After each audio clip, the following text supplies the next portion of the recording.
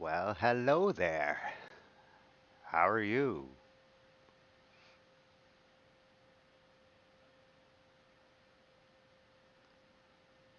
We've got a Glenn coming in very soon. There he is. I was muted in three different places. Always love doing that. Good to see you. How's But everything going tonight? better to have three mutes than none. That's true. Definitely don't want it to be over the top in everybody's face, way too loud. Can't have that. Hopefully, this is a reasonable volume. Good place for that. Yep, sound good? All right, good. Your headset sounds good too.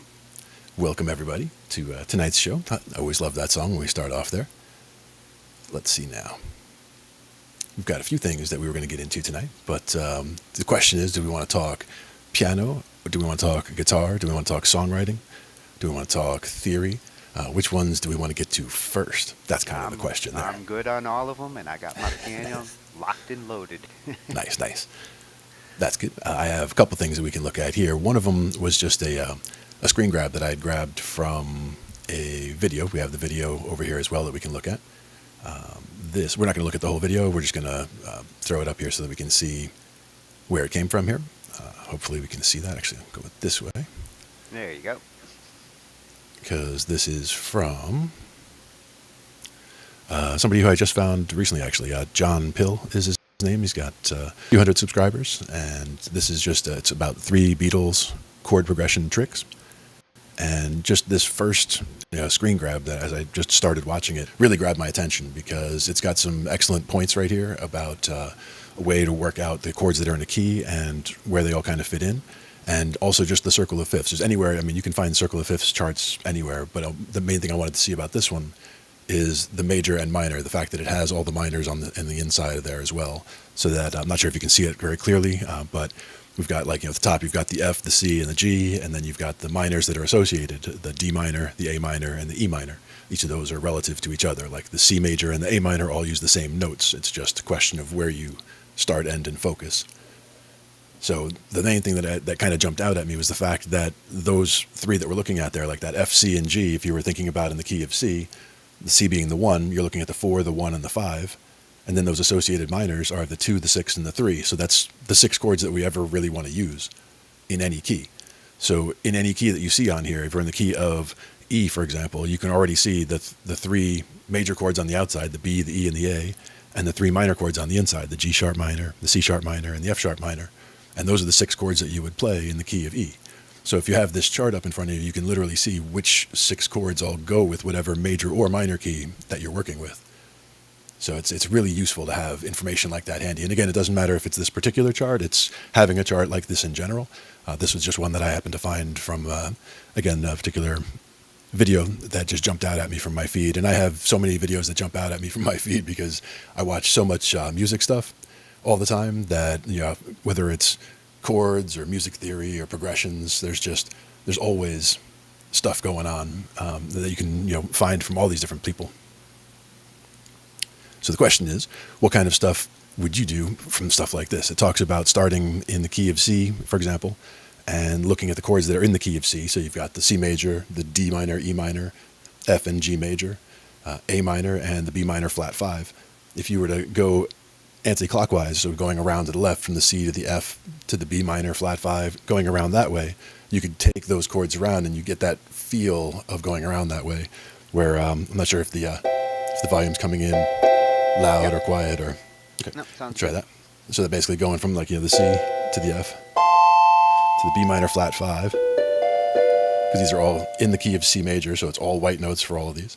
Then the E minor, A minor, D minor, G, and C. And that's the way when you get that feel or you get that kind of cadence. And on the guitar, it's kind of the way those chord shapes kind of jump back and forth. Really makes a lot of sense also, where you're just going like down a string and then up, back to that first string and down 2 frets and then down a string and then you're just kind of bouncing from chord to chord. And when you get the feel of that motion, you're going around the circle of fourths essentially in that case, instead of going around to the right, which would be the circle of fifths. There's the elbow. To the left is the circle of fourths, where you're going by fourths each time you go. You can play with your elbow? You are good. I don't want to knock it off though because it's actually sitting on my sitting on my drum kit. So definitely don't want to do that. But that's again just one example of the types of things that we can get from just looking at certain websites or even just different information that you find out there. Any particular teachers that you find, I have dozens that I could give recommendations for. You go to one of my YouTube channel or stream, and you'll just see just a list of so many different music educators, people who are fantastic musicians, people who do live music, people who do live sound, just all kinds of things in there that are very, very interesting nuggets that come out all the time. And that's why we do Yeah, this show. YouTube is full of educational resources for learning music. Absolutely. And always be open to learn new things. Like there's times where I'll watch, guitar for beginner video. And I mean, I know a lot about guitar and I don't claim to be an expert, but I do claim to be, beyond a beginner. But I'll still watch a beginner video because there's still nuggets that can jump out at you or connections that you didn't make before that make things that much easier. It could be about sight reading. It could be about reading tab. It could be about, playing a particular progression or particular cadence in a certain way. So many different ways that, the information out there can affect what you're doing and what you're looking at. Yeah, and it helps when you know what you're searching for. So, if you go Google for, circle of fifths, you're going to find some of those instructional videos. Like what earlier this week we were looking on, tips to improve sight reading with Yep. music, and you found some fantastic ones. Exactly. And that was one that I had never seen any of her videos before earlier that day, where I saw one that looked interesting. So I checked it out and it made so much sense that I watched another one that was a 20-minute long one talking about all kinds of different ways that make it easier to see things, especially the intervals one I liked a lot, where it makes it easier Yes. to visually identify intervals on the piano. It took me less than 5 minutes with her explanation to start to see not just the intervals, but the chord inversions on the staff, which I've been trying to do for 30 years, and in 5 minutes she cleared it up. Exactly. And that's one where, you never know when a nugget like that will hit at the right time. And that's where everybody's in a different point in their journey. And that's why, to me, going over stuff that seems like beginner or easy stuff to people, there's certain people in the audience that it'll be the right information at the right time, and it'll hit them, and something will just click and make them, allow them to jump to that next level. And I love the way that works. That's always been a bonus to me, and it's always been one of the reasons that I've enjoyed, talking to people about music in general and playing music as well. Just to go through stuff and to actually show how the theory works. And we're talking about those 6 chords that work. That's C, F, and G. You've got the C, and then the F, and the G, and the C. By using different inversions, you can make that sound different. Like that wasn't the usual way of playing it. That was just keeping it all kind of in one neighborhood by using inversions. And you can do the same thing on the guitar. I highly recommend looking at triads and the triad inversions on guitar on different string sets so that you can get comfortable with using any 3 strings that are all next to each other to get a root, a third, and a fifth. Because then you can basically, in different positions, in different places on the neck, you can get the different inversions of the chord and be able to do certain chord transitions, certain chord changes very easily because the chords literally sit right next to each other, and you only have to adjust a note here or a note there to make the chord work. Slide up and down the neck. Yep, and same thing on the keyboard where you can work your way up. Like if you were doing C, you got your first C down there, and then you go to the inversions.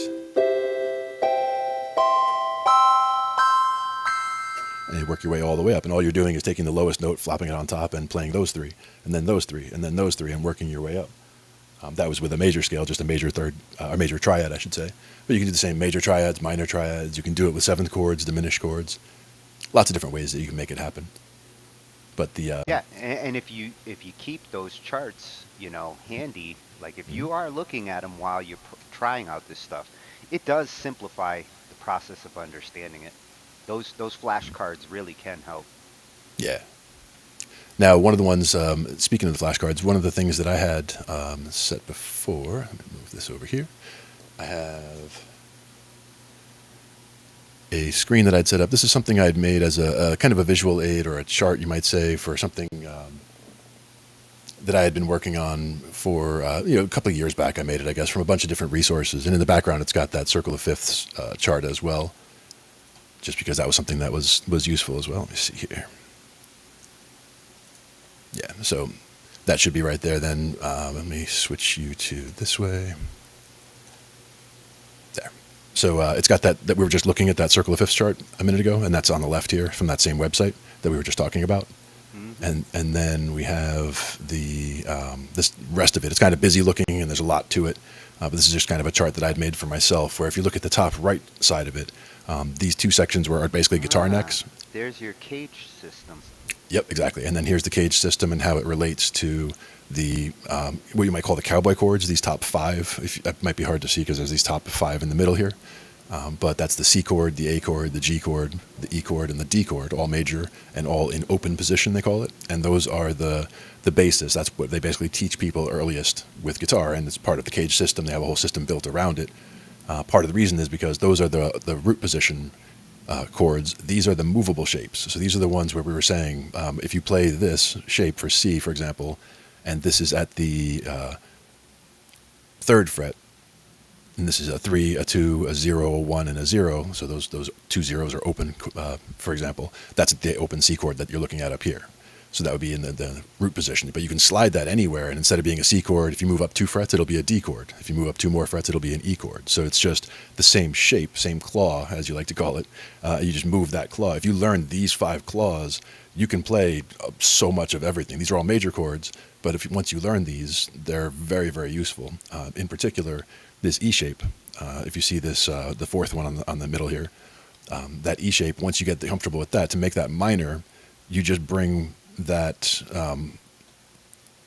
if you kind of look at it, the one that's closest on I can't see, you probably can't see the hand that I have on the screen there, but you just bring one note down to that bar, and instead of barring those 3 notes, the top there, you'd be barring 4 notes at the top, and then those 2 are together just below it. Hard to describe, it easier if I have the guitar in hand.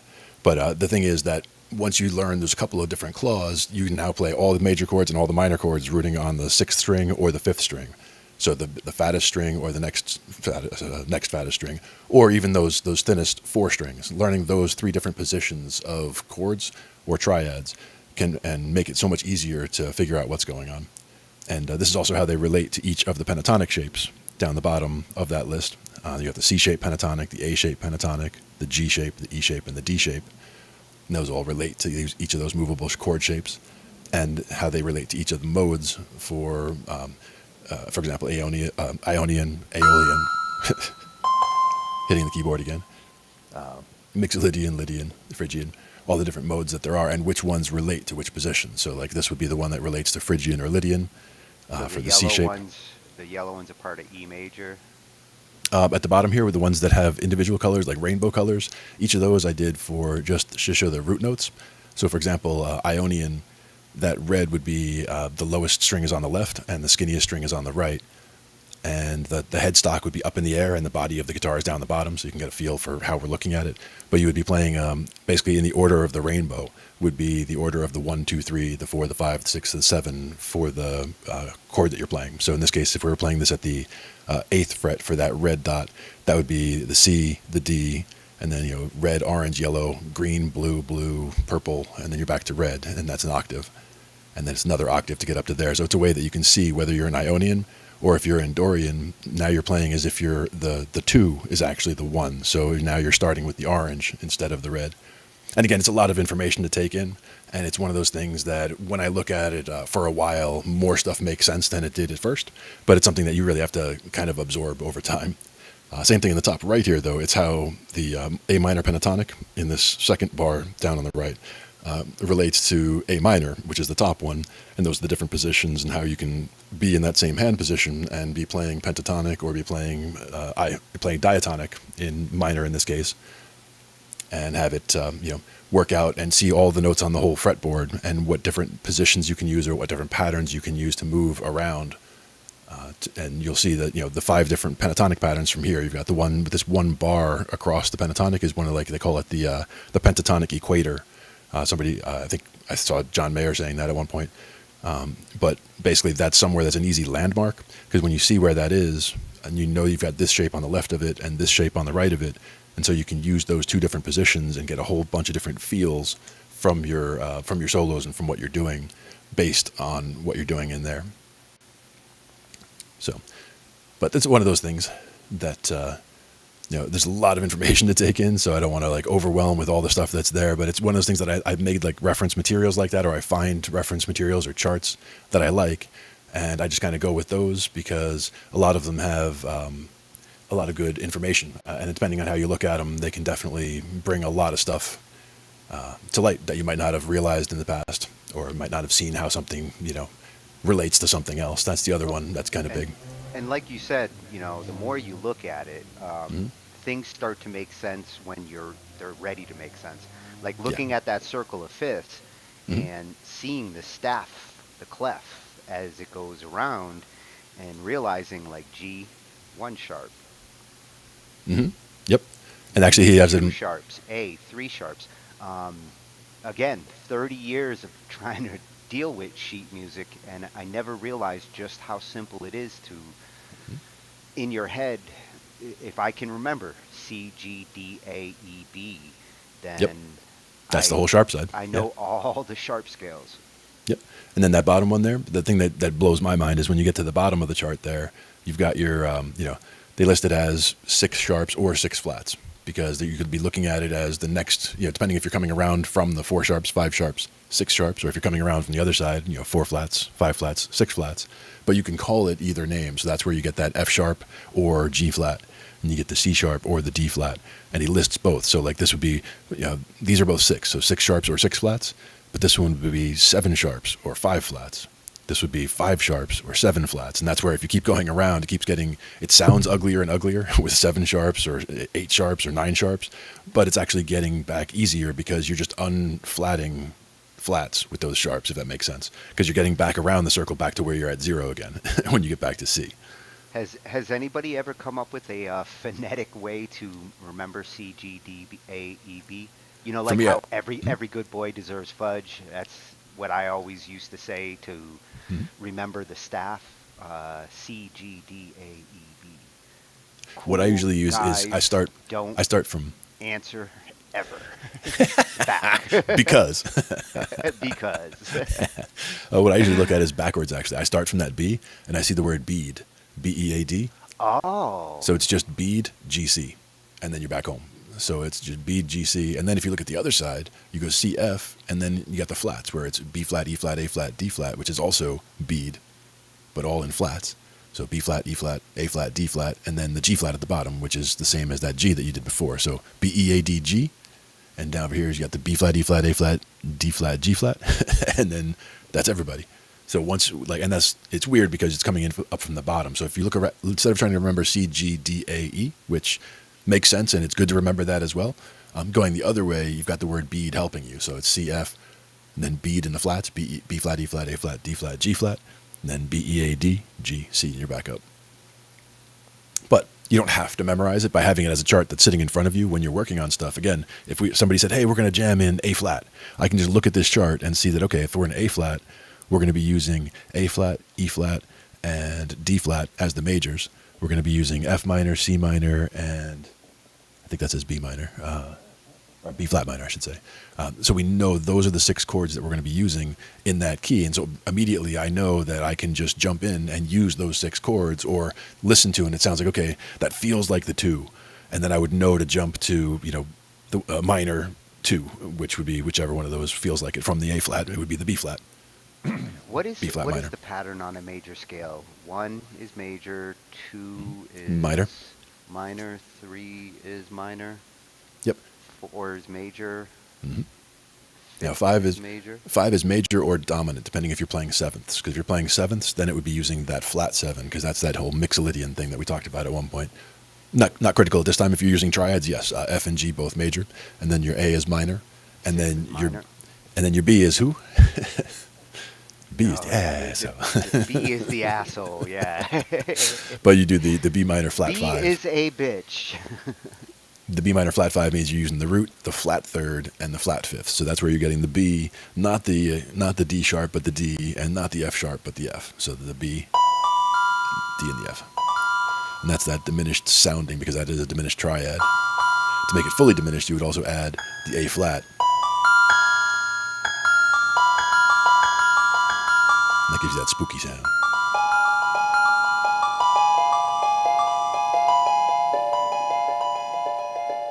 Alice going down the rabbit hole. And that's just moving the same way we did the moving one note to the top. This is just moving one note to the bottom and just playing it stretched out like that, because it's the same four notes the whole way as you keep going down. So when you're getting rid of that D on the top, you're adding a D to the bottom, and then when you're going to the B, B from the top to the bottom. And it just makes it so that it sounds cool, it sounds fancy, it sounds like you're moving all up and down the keyboard, like you know what you're doing. And in essence, you're just playing those four notes and just recognizing that as you're getting one out, you're adding that one in over there. So that's one of the good ones. And again, with that chart, you're not only seeing that. The other thing would be the 7. If you did want to play the 7, like let's say we're talking about C major again. So you've got the top little wedge where we're looking at the F, the C, and the G with the D minor, A minor, and E minor. The 7 for that is this right next to it, is the B minor. The diminished. It'll be the B minor flat 5, and that's why they have it over here as B minor flat 5. But seeing where it is, you've got your wedge of the 6 chords that we're using, and then that 7th chord, that one that we don't like to talk about. He's just hanging out right on the side. He's like, I'm almost here, guys. I'm almost here. And he's like right there at the edge. So again, if we were playing, so if we're playing in the key of A flat, we know that we're using these 6 chords in that wedge, and then the minor that's just before that would be, actually, is it just before? Yeah, just before would be G minor. So it would be G minor flat 5 would go with the A flat. So that's the one way that you can see where things are relative to each other. And again, another piece of information you can pull out of there. If you wanted to get fancy with that diminished, you know which diminished to start from, at the very least. We also talked about the fact that there are only a few diminished chords, because you take those 4 notes and then you're back to where you started from. And since those notes are a minor third apart, there's only 1, 2, 3 different diminished chords, because once you go up from that one, everybody goes up a half step. Everybody goes up a half step,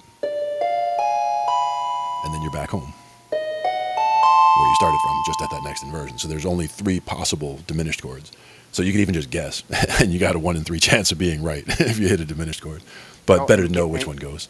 And getting comfortable with what's relative to what in music is the journey. Yeah. Not Exactly. just with like major, minor, but like, whatever chord you're in and which chords will work with it. Mm-hmm. Exactly. And that's where, again, you got the circle of fifths is one thing, and that is, one chart that has a lot of information in it, and we didn't even scratch the surface, really. There's a lot more that you can get from the information that's in the chart, but that's a great start. Understanding, especially what you talked about at first, which is knowing that from that top center where you have 0 sharps and 0 flats, whichever side you're going down, you're adding sharps or you're adding flats, so that the further around you go, the more you have. And once you get comfortable with counting around that, once you memorize essentially the structure there, and that BEAD for me helped a lot to understand that that's in 2 places, because that's 8 of them knocked out right there. And I know about the C, F, and the G. So that's basically everybody except the G flat at the bottom. So that kind of makes it where everything kind of falls in and fits. And then as somebody says, hey, let's play something in E flat, it's like, okay, well, that's got, 1, 2, 3, that's got 3 flats in it. So I know that's the B flat, the B flat, the E flat, and the A flat, because they're always in the same order, and so that everything that's got 1 flat or more is going to have the B flat. If it has 2 flats or more, it'll have the B flat and the E flat. And you add that way: B flat, E flat, A flat, D flat, G flat. And that's what you've got. Now that it's clicked in my brain when I'm looking at the staff, that it's literally showing me what's sharp or flat. Yep. Now I want to see a staff like in front of me all the time, just for quick reference. Like, okay, I'm in this scale. Those are my 3 sharps. Mm-hmm. You see the 3 sharps, you'll see where the flats are, whether they're flats, you'll see if things are natural, because not everybody obeys the rules of music. Like, just because we say we're in the key of C doesn't mean somebody's not going to throw in some black notes somewhere just because they really want to. Some people just do that. There's reasons to, of course. But again, that's why I'm loving Meticulous, because, Yeah. if I'm watching that as I'm experimenting, Mm-hmm. I'll know when I'm going in and out of a scale. Yep, exactly. And you'll see which ones, and if you're hitting a wrong note, like you're trying to hit C minor and you hit that's a C major. So like it would be showing you that E is natural when it should be flat to be C minor. If you had it said, that we're playing this in C minor, you would know that. But that's where, again, it's just as useful of a learning tool personally as it is for, teachers and students. Mm-hmm. Exactly. And again, different things will click with people at different times too. So everyone's in a different spot in their journey. So going over even some of the stuff that seems very basic, even if, I'll see something that's, super expert guitar player video, like I'll watch it, but it doesn't mean it's going to help me specifically. I might not be ready to receive that information. My technique might not be up to par to be able to play that particular style. It depends on a lot of different things. You can try it. There's no reason to not check it out.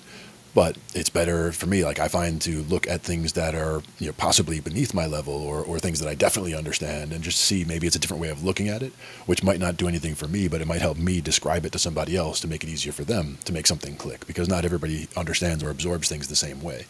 So somebody might prefer to see it in a chart and all of a sudden everything jumps out. Other people would want to hear it, and then they can kind of hear it as a song in their head, C, F, and like go through the changes like that and hear how the changes sound relative to each other. So it depends on. To me, nothing's beneath my level. Exactly, and being willing to learn anything, anytime, yeah. Yeah, even the basics are clicking back in my head, after all this time, and clicking more. Like, I'm understanding even the basics better than I did way back when I first learned them. Mm-hmm. I see we got RJS and Emiliano. Hey, good day, RJS. How's everybody doing? In the house. Yep. And Emiliano just got his 100th follower. Yep. Congrats. Nice. Moving on up. Excellent. Just kind of jumping back and forth for the little bit in the Band Lab chat, and then back over to see about which things we're looking at next, because we've got a few here. But I am liking what we're talking about here with respect to the different chords. Again, just knowing not to hammer at it too much, but knowing those 6 chords, whatever key you're in, we can just play in any key if we wanted to. So, if we wanted to play in the key of D, where we know we've got 2 sharps, right? So we know we've got the F sharp and the C sharp. And so we could just play. And you can just play in that key all day, just recognizing that the only place you have to really worry about not hitting, or about hitting things other than the white notes is at the F sharp and the C sharp. So you're not hitting any regular F naturals or C naturals. And that'll keep you out of trouble, just trying to play that. It also relates to the same way that C major relates to A minor, your D major relates to B minor, and that's what you were talking about before, because B minor would be the same notes. Yeah, relative minors was the first thing my piano teacher, drilled in. He said, understand. It's important, absolutely. Because once you get that, then you can make those things sound right together. And it is so many of the same notes. It's that D and the F sharp are in that B, and they're also the first 2 notes of that D. And that's why they go so well together. They share 2 different notes. And that's also how they built that tonnets chart that we looked at a couple of weeks ago, or maybe last week even. But it has everything is laid out in triangles, where you can see any 2 chords that are listed next to each other with the triangles share 2 notes in common. So the C chord and the A minor chord would be next to each other because they share 2 of those notes. And then the A minor and the next chord would be next to each other because they share 2 notes. And in that case, it would be the F, because A minor is the A, C, and E, and the F is the F, A, and C. So they share that A and C in the middle. And that's one of the easier ways to figure out the major and minor relatives, is by taking that major triad and just going that minor third below it, and you end up with the minor. So you can figure out what you're working with. Can you recognize that progression that RJS is talking about there? Let's see here. We have A major, G major, F sharp minor, and E major. I like it. What key do I think it is? Well, if you got majors that are that close together, the E and the G, one of those is a borrowed chord, but the G and the A together make it feel to me like it should be in, if you got the G and A, I'm thinking D major is what it feels like, related to D major.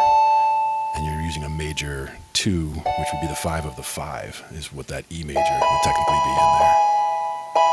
But the G major and the A major work, because that would be the 4 and the 5. So to me, that should be related to D major. But if you're playing it in A, Then is that Mixolydian, A Mixolydian with a borrowed chord? If you're considering A as the home place. Or if you're considering E as home base. F major? He played A major but flatted the 7th. There you go. It's technically that'd be like Mixolydian, which would be related to that D. Because if everything was related to D major, you only have the 2 sharps. And so the only one that doesn't match, because you got the D major, the E major, the G major, and the A major. And everybody's obeying the rules there. With A major with the flatted 7th, he's adding that G in there, which makes that an A dominant 7th. And usually the dominant is played on the 5th degree of the scale, so that would make it related to D major. But if A feels like home, and A major feels like home, then I would say that this is an A Mixolydian. Oh, sorry. Is what that would feel like, because that would be the A major with the flattened 7th.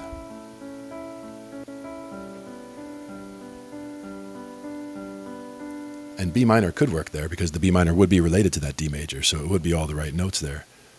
But it doesn't have to be B minor for the lead. If you wanted to do a minor lead, you could have done it in, the B minor was one choice. The other choice would be, I would say, F minor. Or is it F minor? It would be F sharp minor. F sharp minor.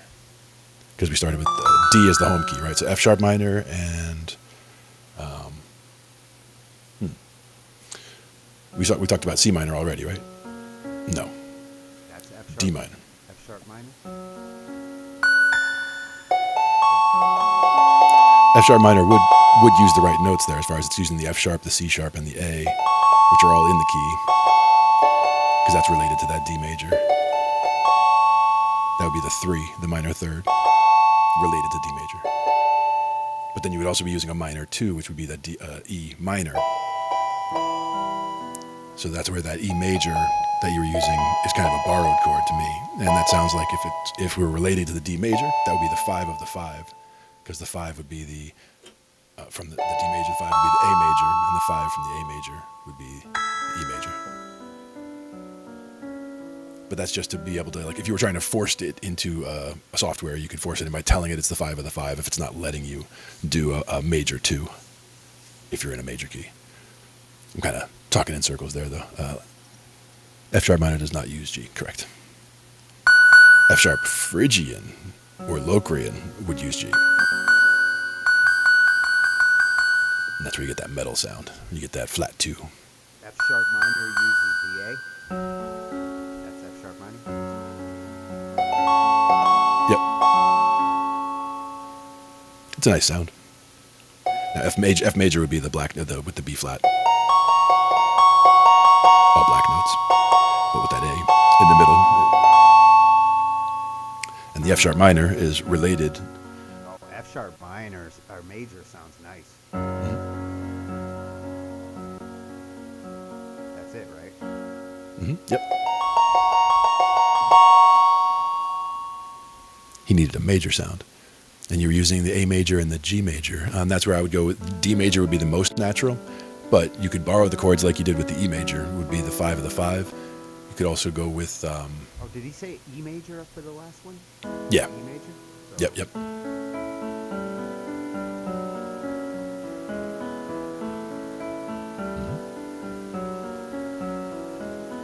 Actually, that sounds like a couple of songs now. And there he is. Yeah.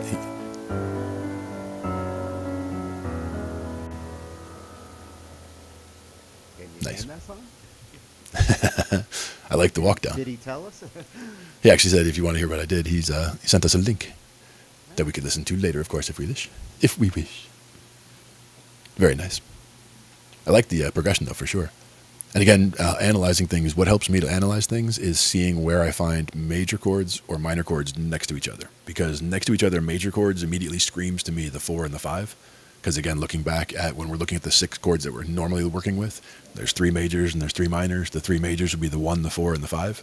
So I try to find where the 4 and the 5 are together. And just because I could even be starting with a completely different chord. Like if I hear a C, an F, and a G, major chords, and I'm playing in the key of E minor, let's say. So E minor is it's a minor, not using any of those majors. I'm trying to listen for or look for where the two major chords are next to each other, and I'll consider those the 4 and the 5 and relate everything back to that. But just like we were talking about there, he was playing A major with the flatted 7, which makes that A mixolydian, which relates back to D major for the notes that we're actually using and the chords that we would actually be using diatonically.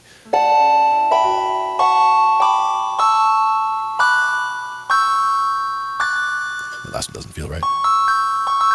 That's the diminished. That's like the C sharp diminished.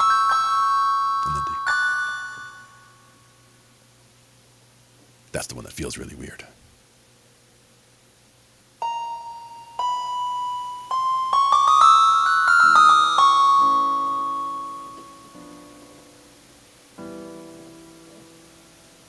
In a minor scale, the 4th is a major, right?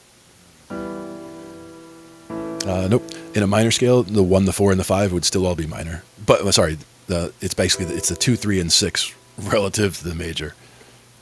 But if you were looking at it as if like A minor, if A minor was the 1, it would be A minor, D minor, and E minor, for example. Which again, relative to that A, that's a 1, 4, 5 minor progression. But if you were looking at it relative to the C major, then that would be a 6, 2, 3 progression. But still same notes. It's just a question of which way you name it, and different naming it different ways can help you in different ways. Now, when a composer writes a piece, what makes them decide to say, I'm in C major or A minor? Is it their progression approach?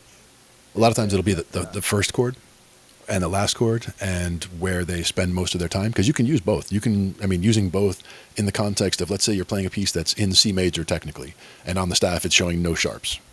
So you're in, and the first key or the first chord is going to be C major or have some variant of C major and version of C major.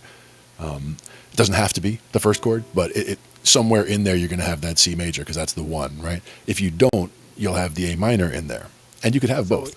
So it's really about like how the 1 plays into the whole progression. Context, exactly. If you're hitting A more than C, then it's going to feel minor. Are A minor. Yep, exactly. It'll feel more A minor, and even with the pentatonics, because you could sit there and run pentatonics all day, just G, A, C, D, E, because that's either A minor pentatonic or C major pentatonic, depending on how you're landing. C major, A minor, A minor, C major. And it just depends on where you land or where you emphasize as to which it feels like, but it's technically all the same notes, and it's just how you're using them. But on the keyboard especially, that's one of my favorites, is the A minor and C major, because that pentatonic is just all white notes, and it's just these 3 and those 2, and you can just go up and down all day with that, which is a lot of fun. It's one of the ways, and you'll feel vocal melodies come out of that too, because so many songs use, for a vocal melody or for the main melody of a song, or for a simplified melody, they'll frequently use that pentatonic like that. And if not, it'll at least help you get the skeleton structure of what you're trying to figure out for what they're doing, because that also makes a lot more sense when you're going through a song. Once you figure out which of the pentatonics work for it, that makes it so much easier as well. In that case that RGS was talking about, if we were dealing with D major as the home key technically, would be the D, E, F sharp, A, and B would be what feels right. So to me, that would be either the D major pentatonic or the F sharp minor pentatonic.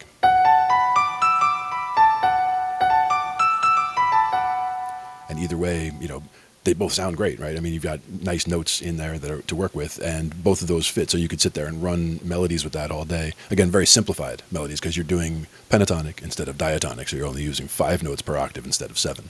You're leaving out 2 of them, which makes it sound a little more simplified. But you're basically, the other thing I like about the pentatonics is that you're basically running 4 notes of what would be a chord shape, like for that A minor, for example. If you just leave out that D, and you just play the A, C, E, and G, in this case A, C, E, and G, That's just an A minor 7. And so if you take the A minor 7 chord and just hit that one white note in the middle, that gives you the minor pentatonic scale.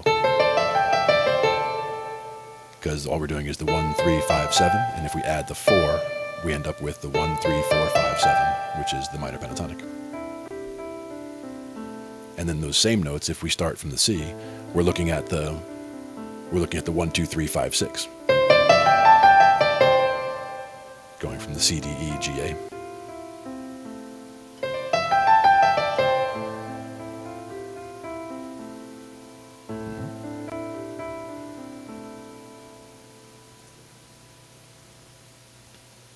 And then we were looking, yeah. In that video that we were talking about the other day, just taking any progression, like if we take that same progression that we were just talking about, starting with an A major, and just playing it different ways, right? You can have it as where you're just playing just playing the chord on its own. You can also break it up. You can break it up. Break it up.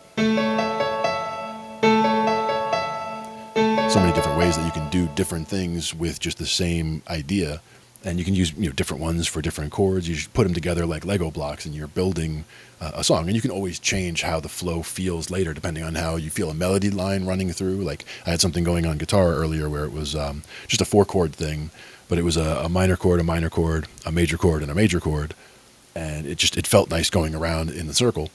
And I could take that, put it in the looper, and just jam along to it. And again, just figure out the one pentatonic scale that works, one of the pentatonic scales that works comfortably with that sound, and just run up and down it all day.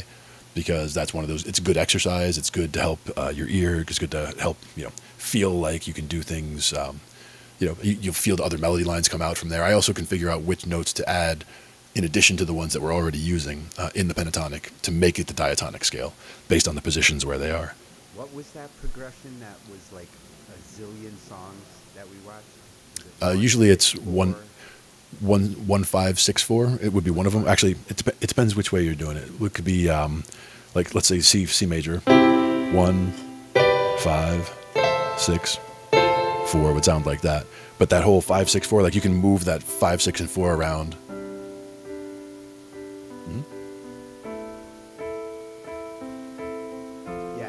Yeah, exactly. And a lot of people, when people get to that 6, now you can go down to that 4. A lot of people will walk that down. So they'll go from the 6, they'll go 6, 5, 4 on the way there.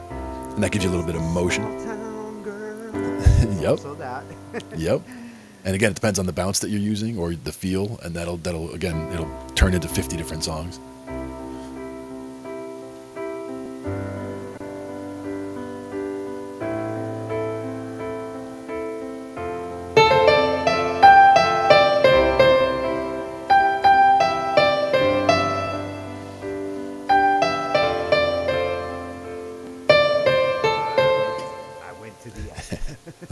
Look at you. I like that progression. I can see why it's so popular across so many songs.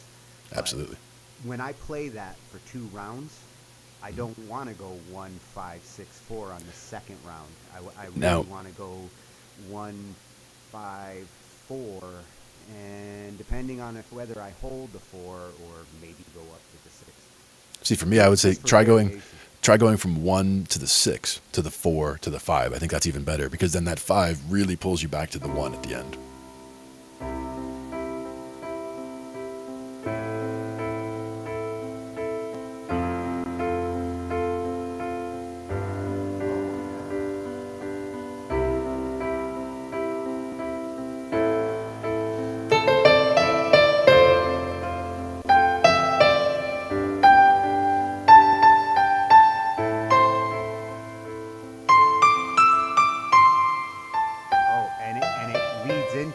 Shifting into minor after that. Oh yeah.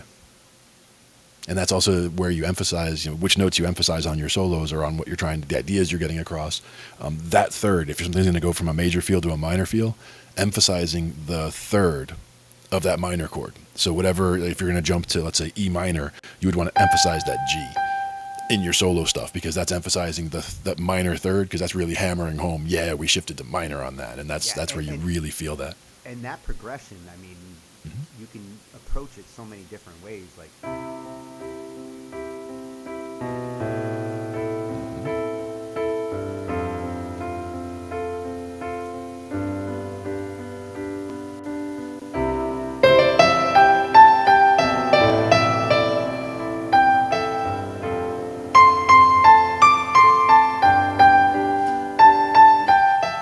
Stand By Me. Mm-hmm. What's the other song that does that? Oh man, so many. There you go.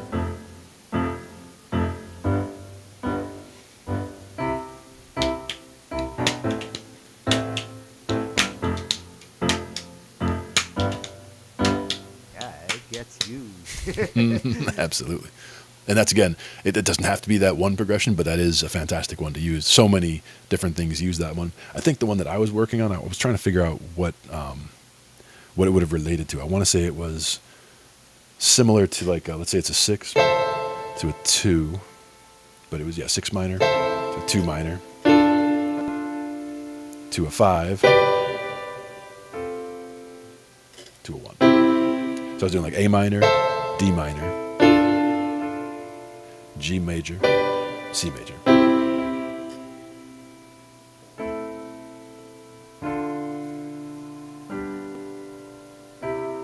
And the fact that it ends with that minor 2 to the 5 to the 1, that's a very common progression that you'll hear all the time in jazz and used in a lot of different places. It's a minor 2 and then a major or dominant 5 and then a 1.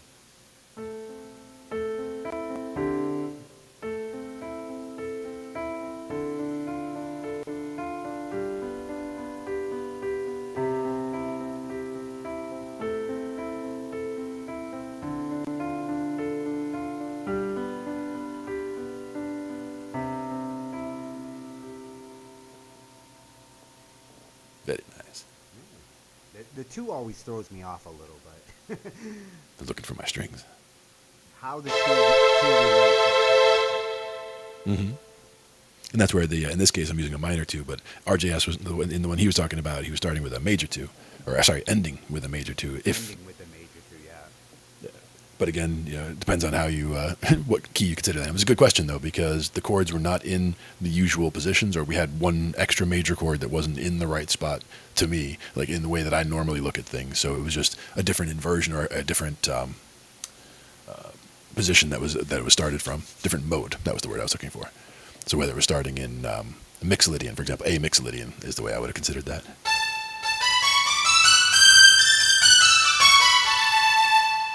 That would have the D major. The E major was still kind of weird though, because that G sharp shouldn't really be there. But it does feel right.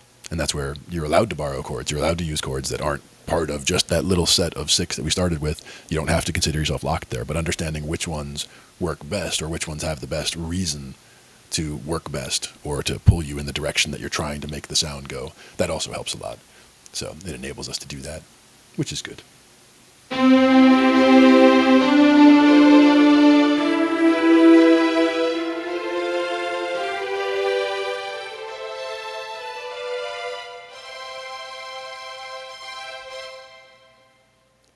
A little bit of a whoosh going there. Yeah, he Not didn't too throw bad. I the think it's link the in fans. there for that song, did he? Oh, he did. Oh yeah, Ah. that was in there. You want to see if you can bring that up? That'd be cool. Unfortunately, the link is on my chat on this machine, and I'm on Nah. this. I'm improvising. Yeah, yeah. Oh, if not, I can do it. It's up to you. How you want to go? I don't know if I know this song, if it is a cover. I think it was an original, but I don't know for sure. It sounded like he was talking about an original.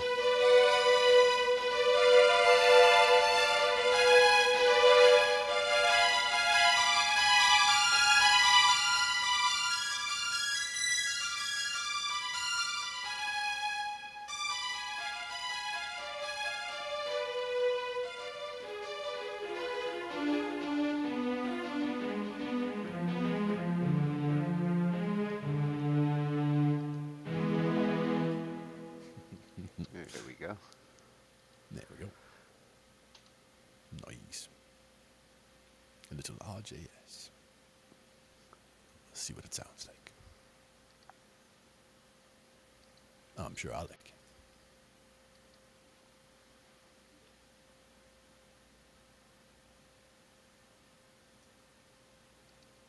Let's see here. Yep, yep.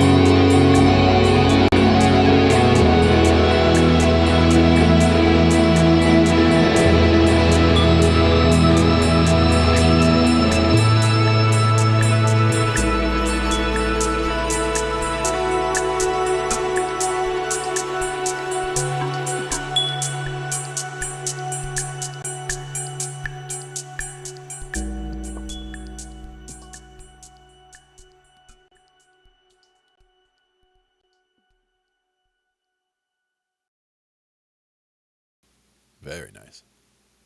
Love it, RJS. Very cool. Very mellow sound. It's following along with the progression there.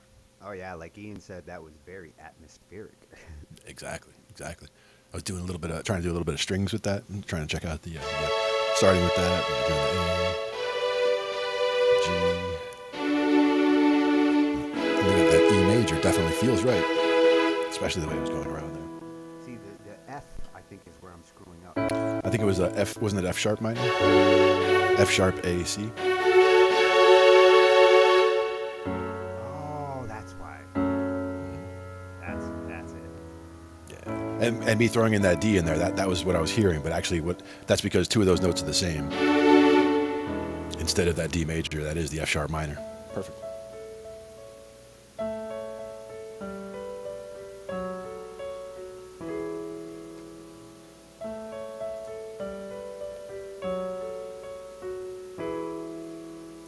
think I got it. Yeah, yeah.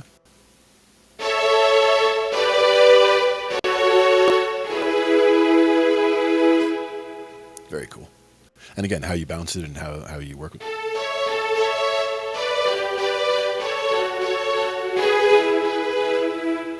All kinds of different options.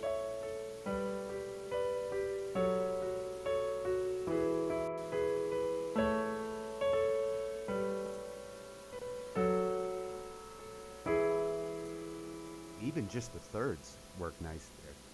Oh yeah. It's the most concise way to dictate what chord you're in or what key you're in, because that you're telling it majors and minors, and by walking down like that, you can see the progression of them. See if you have two majors or two minors next to each other, and if you have two minors and two majors next to each other, usually that's the 2, 3, 4, 5. So you can kind of work from there, because you have the two minors on the bottom, like the D minor, E minor, and two majors on top, F major, D major, if you're in the key of C. That's one way that I kind of use that as a landmark.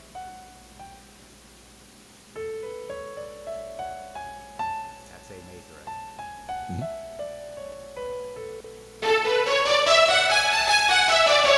It's got the 3 sharps, yep.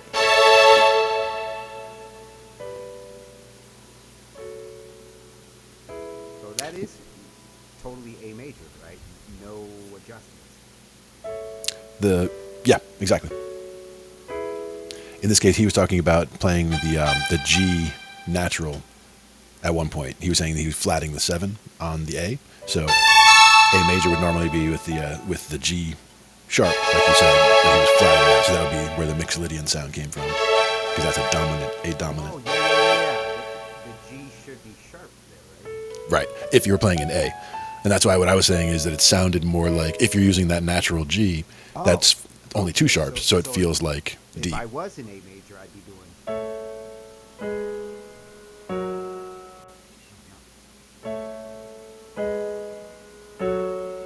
That would be A major. Normally going A, G sharp.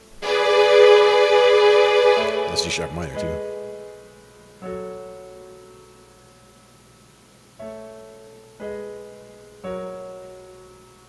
I can see why he changed it though, because yeah. Well, it adds a mood. Mm-hmm. His change really gave it that atmospheric mood. And a kind of a unique, yep, we see the chat. How's it going, St. Hayden?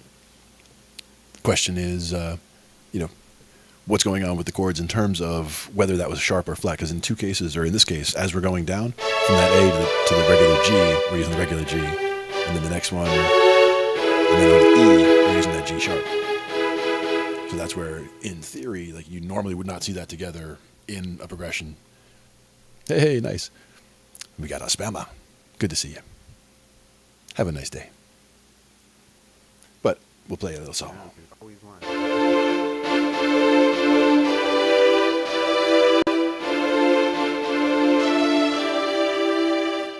And then you're just adding a note at the top of something like that can just make it sound different and allow it to come through better. It's all about what's going on. In one case, what we were looking at before, with this one, and looking at the circle of fifths, we were seeing what was happening with, again, the flat side on the left there, where you can see, again, the flat side on the left there, the different flatted keys going on, and then on the right side you got all the sharps. So when we were talking before about the E and the A, we were dealing with the A having the 3 sharps, E having the 4 sharps, and getting in there, and then once you get to the B, you got all 5 sharps in there.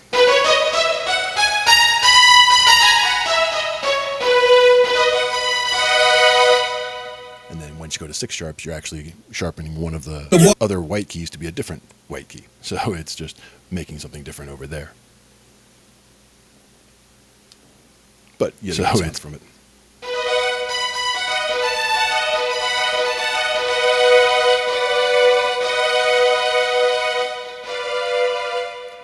And it all depends what key you want to play in. We do tend to play in the key of C a lot, but we have lots of different options. And what we'll probably do next time is we're going to start working on some of the flat keys. Start playing in E flat or playing in A flat and getting some of the flat side in there. Because playing in F is something that we already do, because we get that B flat in there by itself.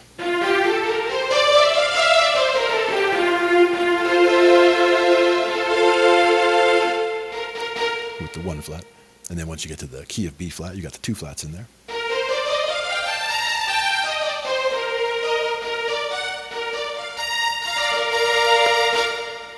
And going around that way. And we just add flats as we go, getting a little bit more complicated or a little more difficult if you're not used to playing them.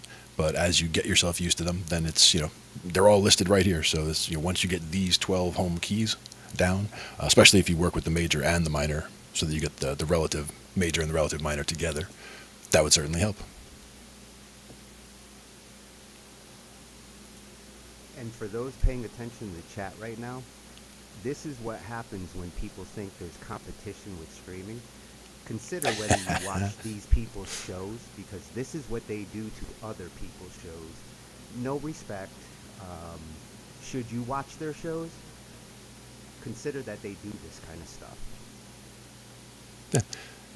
Children will be children. It's all right. Yeah. Whatever. Not worth even worrying about. But the main idea is there's other stuff that we can look at and work on. One of the things was back to this whole thing over here. When I look at the chart on the top right over here, especially the pentatonic one, and seeing how it moves across the fretboard, certain things jump out at me. Like at the bottom, just to the left of where it starts the minor pentatonic run there, you can look at that as like a 1-3-1-3-5 pattern, and it repeats itself as you go diagonally up the neck. So you can do 1-3-1-3-5, and then it's 3-5-3-5-7, and then it's, because of the shift, because of that B string, it comes up to 6-8-6-8-10. And that way it's the same pattern, the same 5 notes, just repeating in 3 separate octaves, and by shifting slightly diagonally each time you do it, you're moving a little further up the neck, you're getting to a different position, but you can play the same phrase and make progress working up the neck. Once you get comfortable with that position and the inverted one of that, which is the 1-3-5-3-5, basically those 2 different sets of positions, you can move all up and down the neck using that same position and that same structure, and that way you don't feel like you ever get lost, and it feels like you're able to move instead of being locked into a box. Like a lot of people get stuck in, minor pentatonic box 1 or minor pentatonic box 2, or, they get locked into a position like that, and everything they play kind of sounds the same when they do get locked in that way. And this way it kind of helps you to get unlocked from that and just be able to express ideas. And by doing it in a pentatonic way, you're only dealing with 5 notes. So it's not as complicated as it would be otherwise. Oh, and any way you can find out and lock your creative box. When you do get into a box, any trick that helps you to get out of it musically is always good to have. Definitely. And again, that's where we come up with different ideas and different songs that we can come up and play. We are going to look at some classical pieces, not today, but in general. We have some things we're going to go over at some point. I have some recordings of some classical pieces that I've worked on. I have some that I'm going to be working on going forward. That is one of the ones that I'm going to try to resurrect out of the closet, out of the. It's the second one I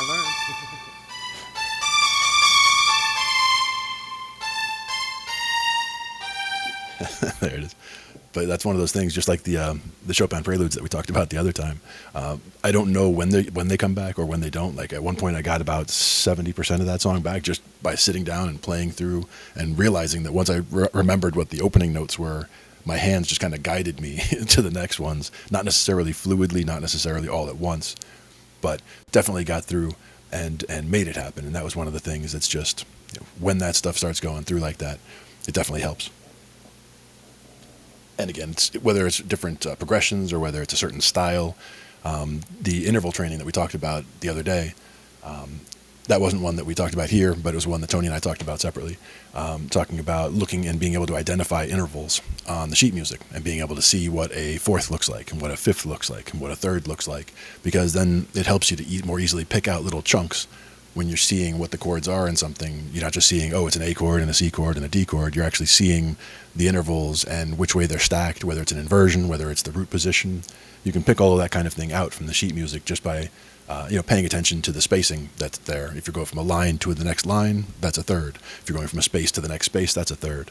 If you're going from, and then if you're going one more than that, if you're going from a space to a line, that's beyond that, then that's a fourth. Recognizing those kinds of jumps make it that much easier. Seeing what the bottom note is on the staff, being able to recognize the bottom note of the chord so that you have a root, and then recognizing what the intervals are of the notes above it definitely helps to be able to see what's going on there.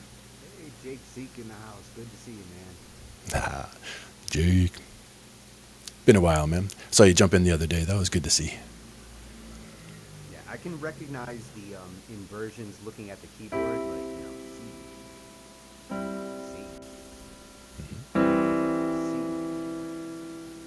But on the staff, it didn't click in until she explained, and you explained, when you're looking at the dots in the staff, and you notice the dots that are not on a line versus the ones that are in the middle of the line, starting with the root note.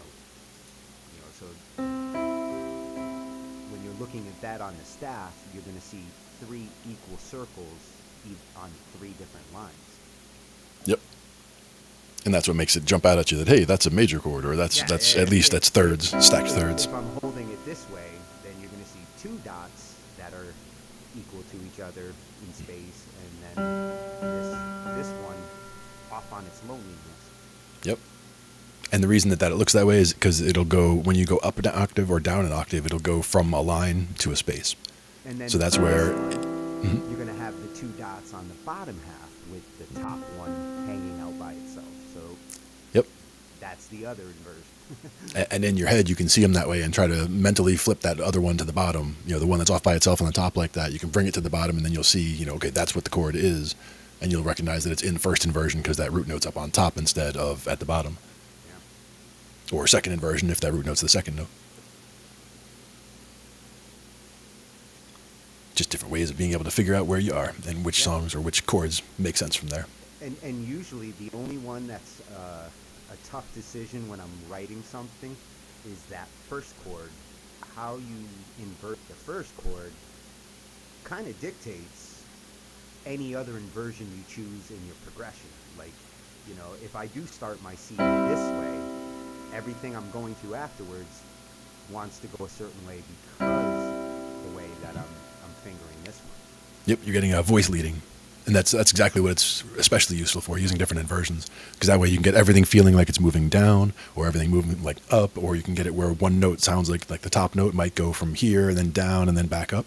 It's another way of having, getting motion or getting it to feel like your chords are going somewhere, even if it feels like, it is the same chords each time. You can change the inversions each time to make it so this time it sounds like it's going down.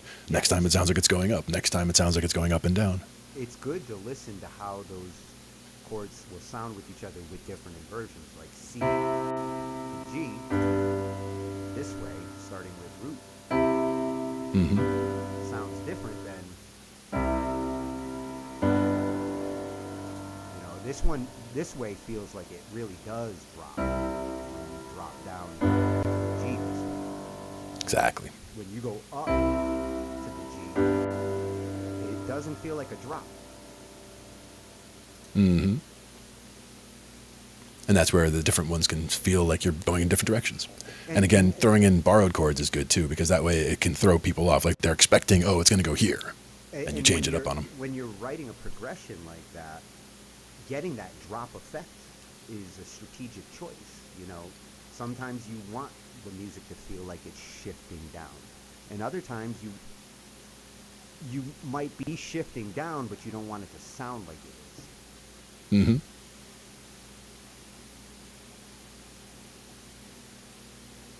There it is. Just finding some gifts.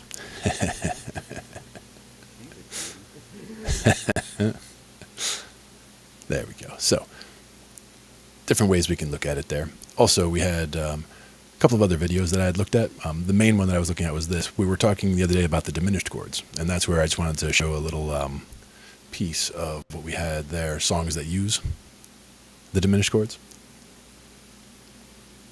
And this one you probably wouldn't be able to read it because the text is really small, but this is from David Bennett Piano, and we've actually looked at his channel a few times before. He had some really good videos on there. He's actually sponsored by CuriosityStream for some of them. So like with this one, he's got a promo code over here for sponsorship. I want to subscribe to them. Yeah, and actually it's right here. They have a promo code right here where you get a full year for $14.99. I have no affiliation, but it's one of the things that he has right there on his page. And the songs right here, it's like a 20-minute video, and it lists, I'd say, about 15 or 20 different songs that all use diminished chords in them. Because we were talking about how You got your three major chords, your three minor chords, and that one diminished chord that's always annoying that nobody uses in songs. But here's a handful of songs. Because Tony was asking last time, he was like, "Do you know of any songs that use it?" I was like, "I know there are, but I couldn't come up with any in my head." But this is a whole list of them. So there is a place for the 7. Oh yeah, Benny and the Jets, "Don't Look Back in Anger," "Georgia on My Mind," "All Star," "My Iron Benny Lung." and the Jets, really? Yep. That explains why that has such a unique sound to it. Mm-hmm. And in this particular video, he's just doing like little bits on each one. So like the Benny and the Jets part is like a minute and 10 seconds. So it's just a little section where he talks about the sheet music or talks about the section where it uses it and plays a little sample from there. And it's a good video. It goes through all of them, and it'll help you to get your ear around what the diminished sounds like, or where when it jumps out at you in a progression, you'll recognize it in the future. Just because again, like the A diminished. Were we doing A? Yeah, we're doing A. So you can do it that way. And each conversion brings you higher up, and if you can just like run those up and down the keyboard, and they sound very spooky. It's always got that sound to it, but that's a fully diminished chord. There's also the half diminished, or you can just do a diminished triad like they were talking about on the other, where you're just doing the root, the flat third, and the flat 5. Yeah, half diminished. Yep. Where like diminishing the 7, the main thing is we're not double flatting the 7 to make it a 6. So it's basically you're doing a root. In the case of, let's say that B half diminished would be the B, the D, the F, because that's got that flat. That's the root, the flat third, and the flat 5. But then instead of what you would expect as the flat 7 is the A, and if it was fully diminished, it would be the A flat. So basically, if you do B, D, F, that's basically the minor 7 flat 5, or at least the minor flat 5 triad. And if you throw in that A, that's the minor 7 flat 5. And then the minor 7 flat 5 is also called the half diminished, because you didn't fully flatten to the A flat to make the full diminished. Because again, the fully diminished is where you're stacking the thirds the whole way up, and that half diminished, you're just not bringing that flat 7 down to the 6. Is the main difference. This would be normal diminished. This would be, or this would be. Which one? You're on B. So yeah, B, D, F, and then A flat would be the fully diminished. And that's where, because if you bring that B to the top, then that's the D diminished, and then move the D to the top is the F diminished, and then the A flat diminished.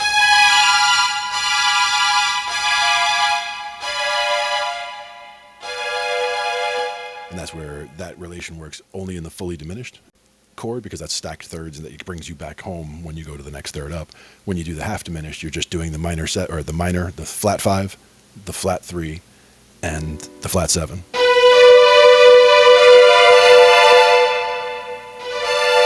And it's not used often as the half diminished with the 7 in there, but it's just a way of also calling it the minor 7 flat 5, or the minor flat 5 triad, where you're using a flat 3 and a flat 5.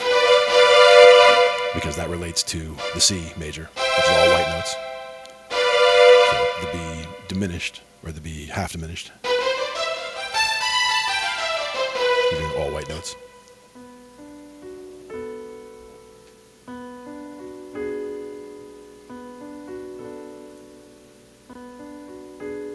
So by bringing that A down to an A flat. That is technically a double flat. Double flatted 7, because the 7 was flatted once and then flatted again. It works good though. Mm-hmm. And going back and forth, it works nicely too, yeah.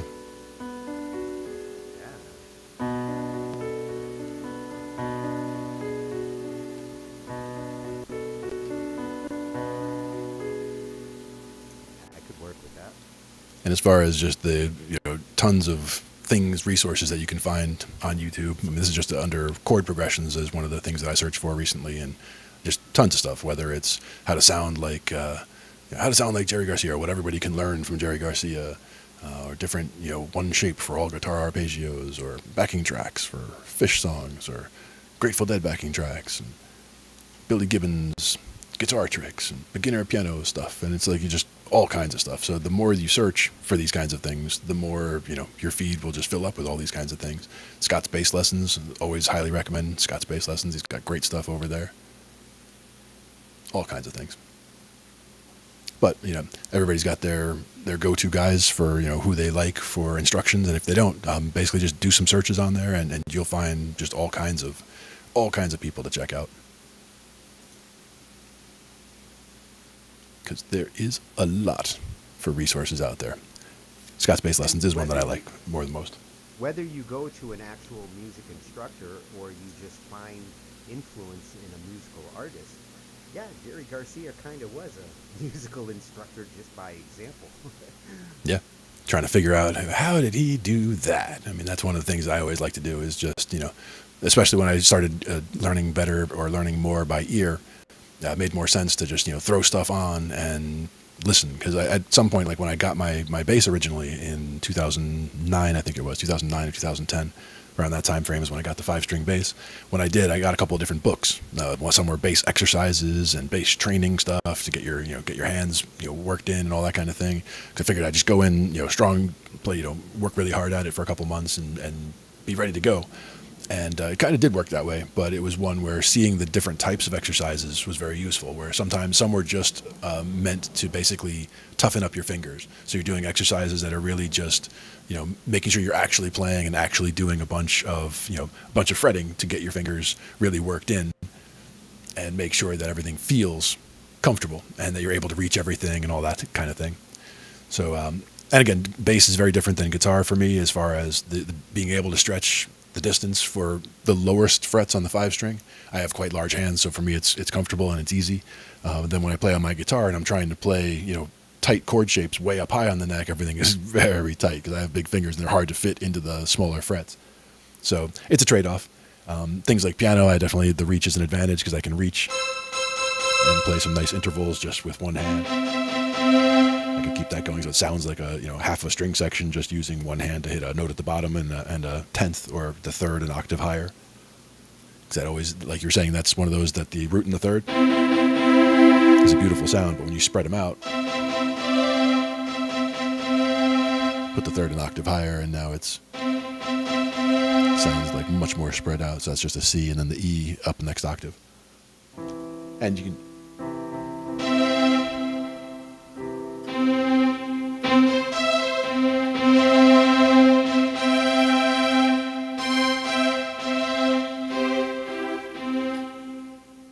up and down with a couple notes at a time, just playing some intervals. But that's just staying in that in those particular chord tones, which are very important, especially when you're doing solos. You don't have to always hit chord tones, but landing on chord tones is big, especially the 5. Land on the 5, land on the 3. The 3 is one of Jerry Garcia tricks that I like a lot.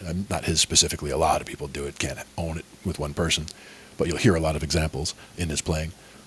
Where when you think everything's going to land back at the 1, and again, the Grateful Dead is an example of a band where you've got 2 guitar players, at least 1 keyboard player, a bass player, 2 drummers.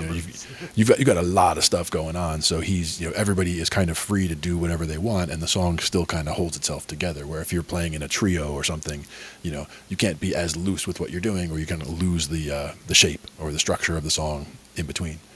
So it's about the presentation. It's about the orchestration, the instrumentation of what you're putting together. But I do like the fact that, again, with Jerry, he's able to he lands on that 3, and it sounds unsettled. It sounds like that's not where you wanted to land necessarily. Like, it doesn't feel like that's home, but it feels like it's a great landing place because you land there, and you're only 2 notes away from the 1 or the 5. So either direction, if you want to start running either way, you've got another comfortable spot right over there. So you go from the 3, 2, 1, or the 3, 4, 5. And that is, a springboard for your next part of your solo, rather than just landing on the 1 and now what am I going to do? Because if you keep landing on the 1 after every single phrase, it's going to always sound stale a little bit because you're going to always be landing in the same place or always starting from the same place. So trying to incorporate other landing places, like as you're doing a solo, think of them as landmarks. Like you started at the 1, now kind of work your way up to and around the 5 and land there for a second, and then work your way up and around the 2 maybe, but the next octave up, and then to the 6 or whatever. Like you're just working to each of the notes. Those, the 2 and the 6 aren't chord tones to hit, but those are just notes to throw off from chord tones. They're still in the scale, but you would be building minor chords off of those. Well, plus the 3 in a scale shares two notes from the one. Yes, exactly. Half of the, well, 2/3 of the three is A1. Yep. And the other thing is the 3 also shares two notes with the 5, because the 3 is the 3, 5, and 7. So the 5 is the 5, 7, and 9, or 2. So recognizing that those chords together, that's why it always sounds good. In my opinion, it always sounds good to jump to one from one of those to the other, because you're moving in thirds. 2 of those notes are already there. So it almost just sounds like that diminished thing where you're just changing which inversion you're dealing with. But what you're actually doing is changing chord, but using the one that is most similar to the others. And that, again, you don't have to do it, but it's always a way that you can get to a different chord or a different chord sound. Like if something's sounding stale in C major, you can just throw in an E minor or an A minor, because those each share 2 of those notes at any time in place of that C. And then 2 of those notes are still going to be what other people are playing, and it's going to sound like a C6 if you're throwing in the A, or it might sound like a 7, C major 7, if you're playing the minor third, because you're playing that B, which is in there, so gives you that kind of a sound. A lot of different options. Yeah, I feel like the 3 doesn't get used a lot in progression choices, even though it does fit with the 1 and the 5 so well. It tends to be the one that gets ignored a lot in a lot of the popular progressions. One that I saw today actually was, I don't recall the order, but the chords that were in there were the minor 3, the 4, the minor 6, I think, and the 5. So like you could I mean, it could be similar to what RGS was doing, but in using the ones like the 6 would be the minor, the 5 would be major, 4 would be major, and the 3 would be minor. So if you were playing around with A minor at the beginning, the A minor, G, F, and E minor. Not necessarily in that order, because that's just a descending. So just mixing those around, let's say. So if you went from, let's say, the 3 to the 6 to the 4 to the 5. And then when you're going back to that 3, it's one of the most similar chords to the 5, because it has 2 of those same notes. So it doesn't sound like you're going that far. It doesn't sound like it resolves on that 3 necessarily. You're starting on the 3. And that 5 that's in there feels like it wants to pull back to the 1. So maybe the first time around it's the 3, 6, 4, 5. And the next time it'll do with the 3, 6, 5, 1.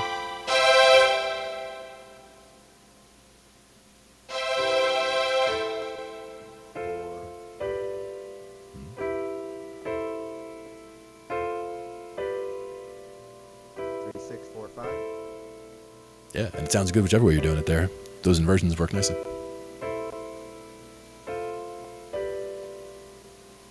And that one sounds, there's a Cyndi Lauper song that's coming to mind with that one. Yeah. I was trying to think, like, what does that remind me of? Oh, it's coming. Day, time after time. Ah, there you go. It's just a matter of going around enough times, yep.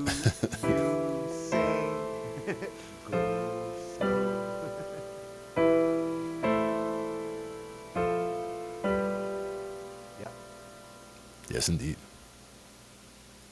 I like it. That's why Cyndi rocked. That one. Yeah. That one, or actually even that one, or that one. Yeah, that's better. But just having it there, just as reference. Again, I really like that one, and that was one where it looks like this was posted a couple of years ago, and his website only had a few hundred people there. So if we can send some traffic his way, that would definitely help. Let me get his video back up on that screen so we can see it better. It's over there. But I really like the layout. Yep, that's what we're bringing here. It is. Yeah.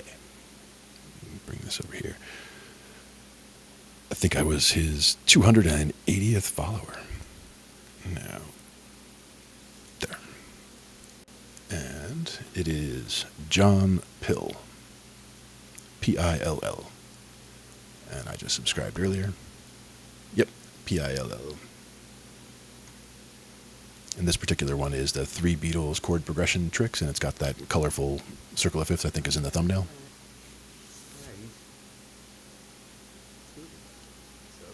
Yep, yep.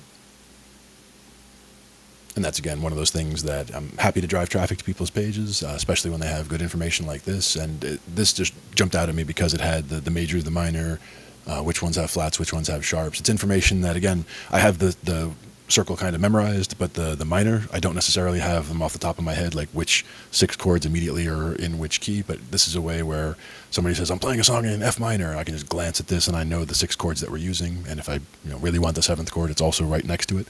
So we can see what that is as well. Just by taking the one that's just hanging off the edge there and just play it with the flat 5, and you end up, in this case, if we were playing an A flat or an F minor, we would be dealing with the G minor flat 5 as the 7. It's the one right before where we're getting into. So, Yeah, good to the know. right side of the chart I can pick up really quick. Yep, the yep. left side takes me a moment. Yeah, and that's where, if the left side is what takes a moment, then what we should start doing is trying to focus a little bit more on doing our, when we go over chords and scales and all that, we'll start working our way around the left. You've already said that you like F, I believe. The F major, D minor, you like that kind of comparison, right?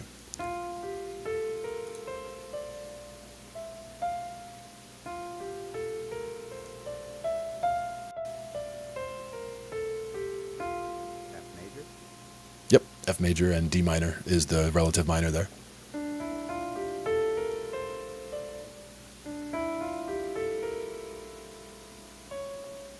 There we are. I'm missing something. Actually, is that? No, it's F, D minor and F would both have just the one flat. So it's just the B flat and everything else is white notes. Yeah.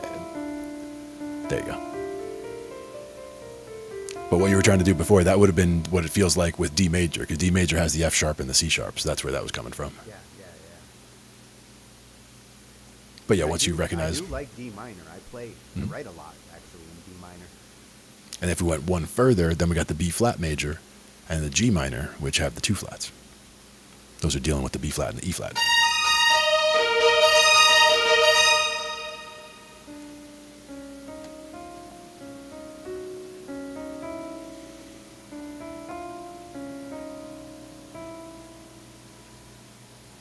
Starting on the B flat, and then it's all white notes except for the E flat. B flat, C, D. Okay, so D flat minor at D. Oh, sorry, I was saying B flat minor. Oh, Baker.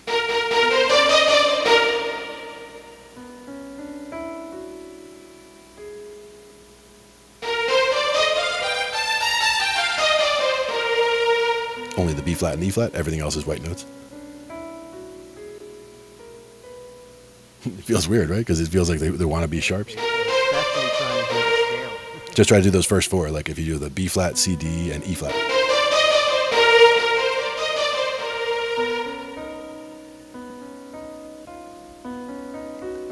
You're throwing in that D flat, but that's not there. That'd be a C instead. B flat, C, D. So there's 2 white notes in the middle.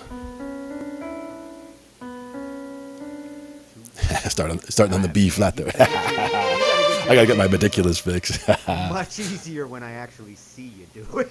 It's all good. But that's exactly how it is. Like normally when you're trying to work on it, we could also do it in just the key of, going back to the key of F, where it has just the B flat.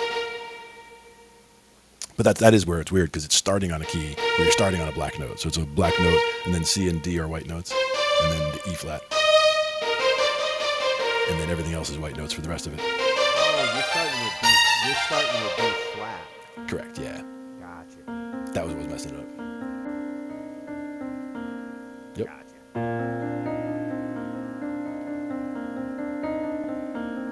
Right? And then it's all, yep, and then it's the F, G, A, and B flat. Is the top half, so it's the 3 white notes and just the B flat.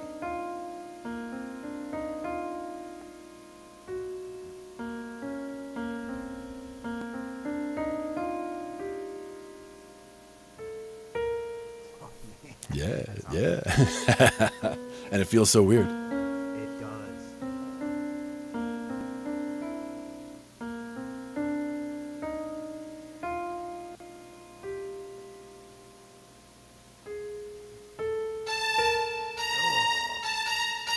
That one's gonna take a moment to practice. That's another good way to practice it. Actually, is once you do have the notes all laid out, just going up like 1 2 3 2 3 4 3 4 5. Yeah, that's what I gotta get the first four. Yeah. And Then build from there. Yeah.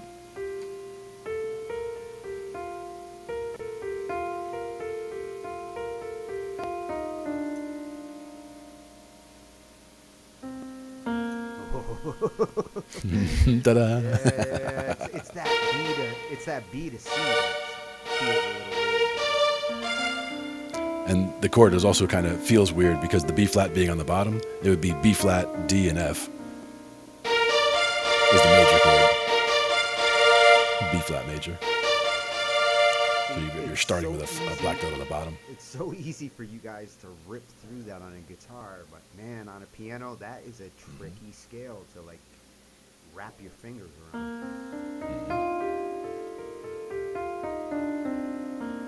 Even my fingering isn't doing what, like, I'm usually pretty good from pointy, middle, with.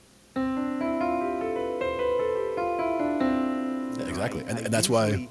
Will roll pretty good with any scale, but this one, the thumb, when you jump to that E flat, the thumb. And that's why actually I would even start that one with the index finger on the B flat and the thumb on the C. So I get to the middle finger on that E flat. Yeah, so I'm using my. The thumb shift feels weird, and then when I'm going past it, the ring finger, the A to the B flat, this area. Yeah. I feel like, my fingers are so high up, I'm accidentally hitting black keys. Now what I do is I start with my second finger, so my index finger on the B flat, and my thumb on the C. Is that what you're doing? Or are you putting the C on the B flat? I'm trying to keep my fingers from my fingers are practically at the top of the black keys just to play this scale. No, yeah. So instead of putting your thumb on, I'm hitting the top of the black key, which is. But don't start with the. Yeah, and you won't get as good dynamics either, because the further out on the key you are, the more you can play dynamics. The closer into the top of the key you are, the less dynamics you get. I mean, maybe not as much on electronic, but because the key doesn't have as far to travel up there. With a weighted keyboard, it's even more right. relevant, because with a weighted because you might not be able to press it. Yeah. The higher I go up, the less it actually picks up, the weight. So try this. So don't play with the for the B flat. Don't use your thumb, but use your index finger with the idea of playing with your index finger there and your thumb on the C. So you're going index, thumb, index, middle, and then you scoop the thumb under for the F. You got it. If I do the thumb as the second note, this actually does feel. Because that also eliminates the other problem. Because then when you scoot the thumb under for the F, then the ring finger is what gets you that B flat. So I have to program my brain that some scales don't lend themselves to starting with my thumb on my right hand. Correct. And that's where and fingering the notes that you're hitting are more important than the fingering you use to hit them. But the fingering should be comfortable and repeatable.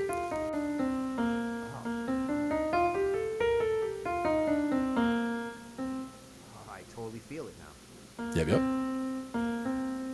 So where it gets different is when you're going to try to hit that chord, because if you're going to hit that B flat D F, like I'll do that with my index, middle, and ring finger. But for some people, they would probably go maybe index, middle, pinky, because that way again your thumb's not all the way up there like that if you're using your index on that B flat. But being comfortable with being able to hit chords in different positions, whether it's always with the thumb on the bottom or whether you're using the index freely like this, being flexible will allow you to play in other keys more comfortably.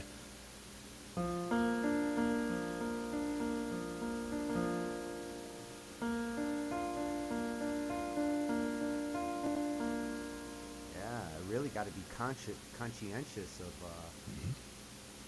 which finger I'm using there for those hard-ass scales that start on the black keys. Yep. And the next one around would be E flat if we were doing that. So E flat has E flat has 3 flats in it, so it would have the B flat, the E flat, and the A flat. And for that one, I also start with the index finger, and then I scoot back under for the thumb going to the C. Yep.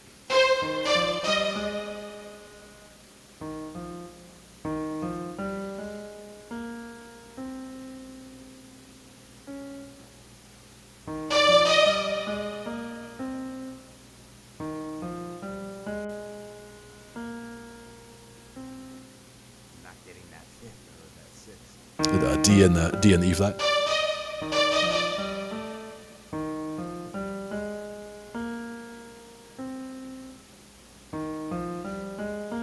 Are you hitting that C with your pinky? Because actually, that's where I would bring the thumb back under for that C, and then C, D, E flat.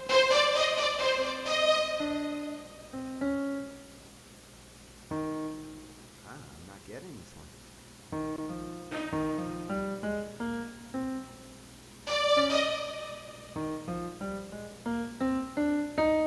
There it is.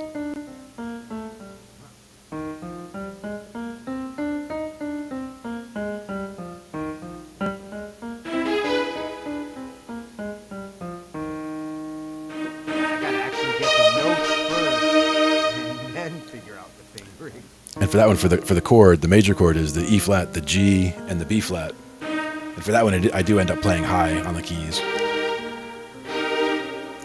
or I have to use the index and ring fingers for the E flat and the B flat. Otherwise, I am way up on the keys. So it is, and that's a comfortable stretch for me, but not a lot of people would find that comfortable to get from the E flat to the B flat with the index and the ring. That one is harder than the B flat. I think I'm feeling okay with the B flat. Yeah. This one gonna take me a moment. Yeah. And that's the thing is we're going through the hardest ones now because of the fact that you're not as comfortable with the flat side as you were with the sharp side. Because I noticed that when we went to G flat, which is the one that has all of the black keys in it, that was easier because that was just going. We're using the B and the F are the only white keys.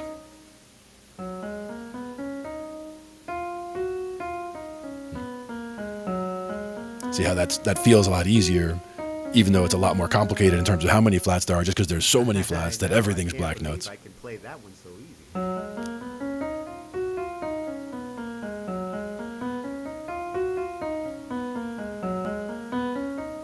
Yeah, that one rolls across the keys nice, and my fingers aren't way up on the blacks. And what about the net one right next to that is D flat. So if we start with D flat, there's only 5 flats, but it's still all the black notes, but we're using F and C. So the white notes we're going to use are F and C.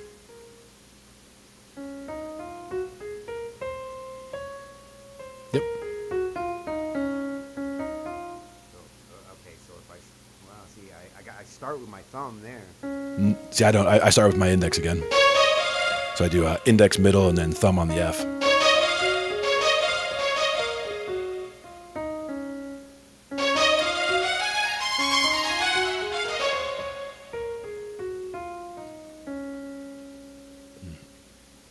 Yeah, I think with the way I'm fingering and playing so high up here, it invites me accidentally hitting black keys as I'm trying to. Right here. Yep. That F to G flat. My fat ass fingers are. They really need to be hitting down here on the white area, not in the middle of the black key and the white key. And actually, I'm hitting very low on the keys like I normally play because I'm going index, middle, and then thumb for the F, and then index, middle, ring, and then thumb for the C. So I'm staying like way down at the bottom of the keys, and I'm just hitting all the black notes are going to be index, middle, or ring. So I'm starting with index, middle, and then thumb, and then all 3, thumb. So I'm staying low and just shifting that thumb under between the E flat and the F, and between the B flat and the C. I'm starting to recognize where my fingers do get in the way. All the keys that have a split above them, like Hmm. the F, when you get beyond the like first inch and a half, you are now you got half the space for the key. So if I'm Right. playing the F and I'm playing it up here where I'm next to the black key, my finger is fatter than the area of the key. But that's what I'm Whereas if saying I'm is playing it at the bottom, I yep. gotta When I'm playing that F, full key. when I'm playing that F, I am playing at the very, very bottom. I'm like almost off the bottom of the key because I'm using my index and middle on the two white notes or on the two black notes. Because you can actually hit them at the same time. Like if your thumb is hovering on that F, right, at the very, very bottom, as if you were just playing F major, like where you would play the F way down there, and then reach over with your index and your middle to hit that D flat and E flat with your thumb still kind of hanging there. You can just, and then.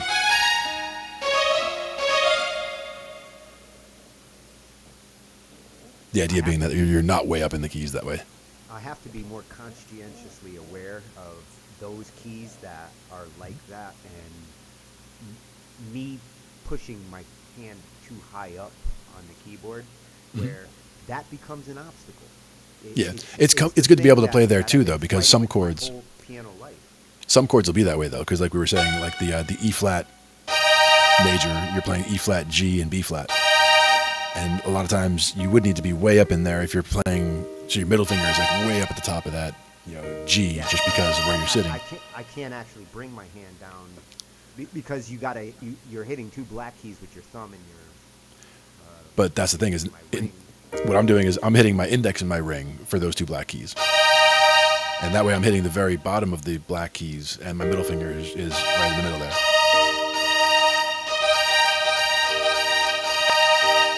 And that's what I'm saying is like I almost never, or I try to never use my thumb on the black keys unless it's something specific, like one of the chords from the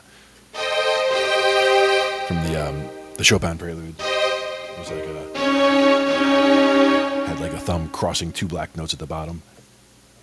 So if you're playing E flat major, what's the E flat? What finger are you using for the E flat? Index finger again, and then right from index to thumb. Well, no. If you're playing a chord, like Yeah. I'm playing a chord right now, I would still I'm do. using my thumb. I would still be using index and ring for the two black notes, but again, to me, that's not a hard stretch. Like that's not a big stretch to go from my index to my ring with the middle in the middle, and that way my middle is actually hitting right before or just You're below. using the middle for the G. Yeah. Yep.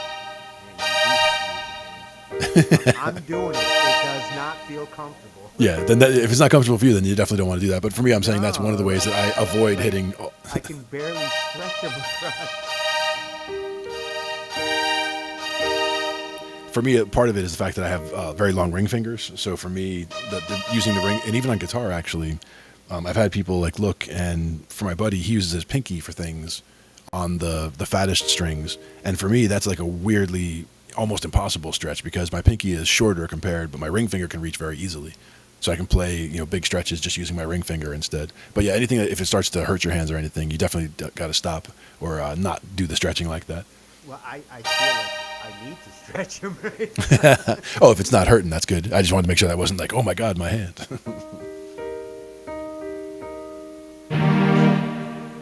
If I do it As a broken pointy chord finger, almost. Pointy finger, ring, pinky. This feels okay.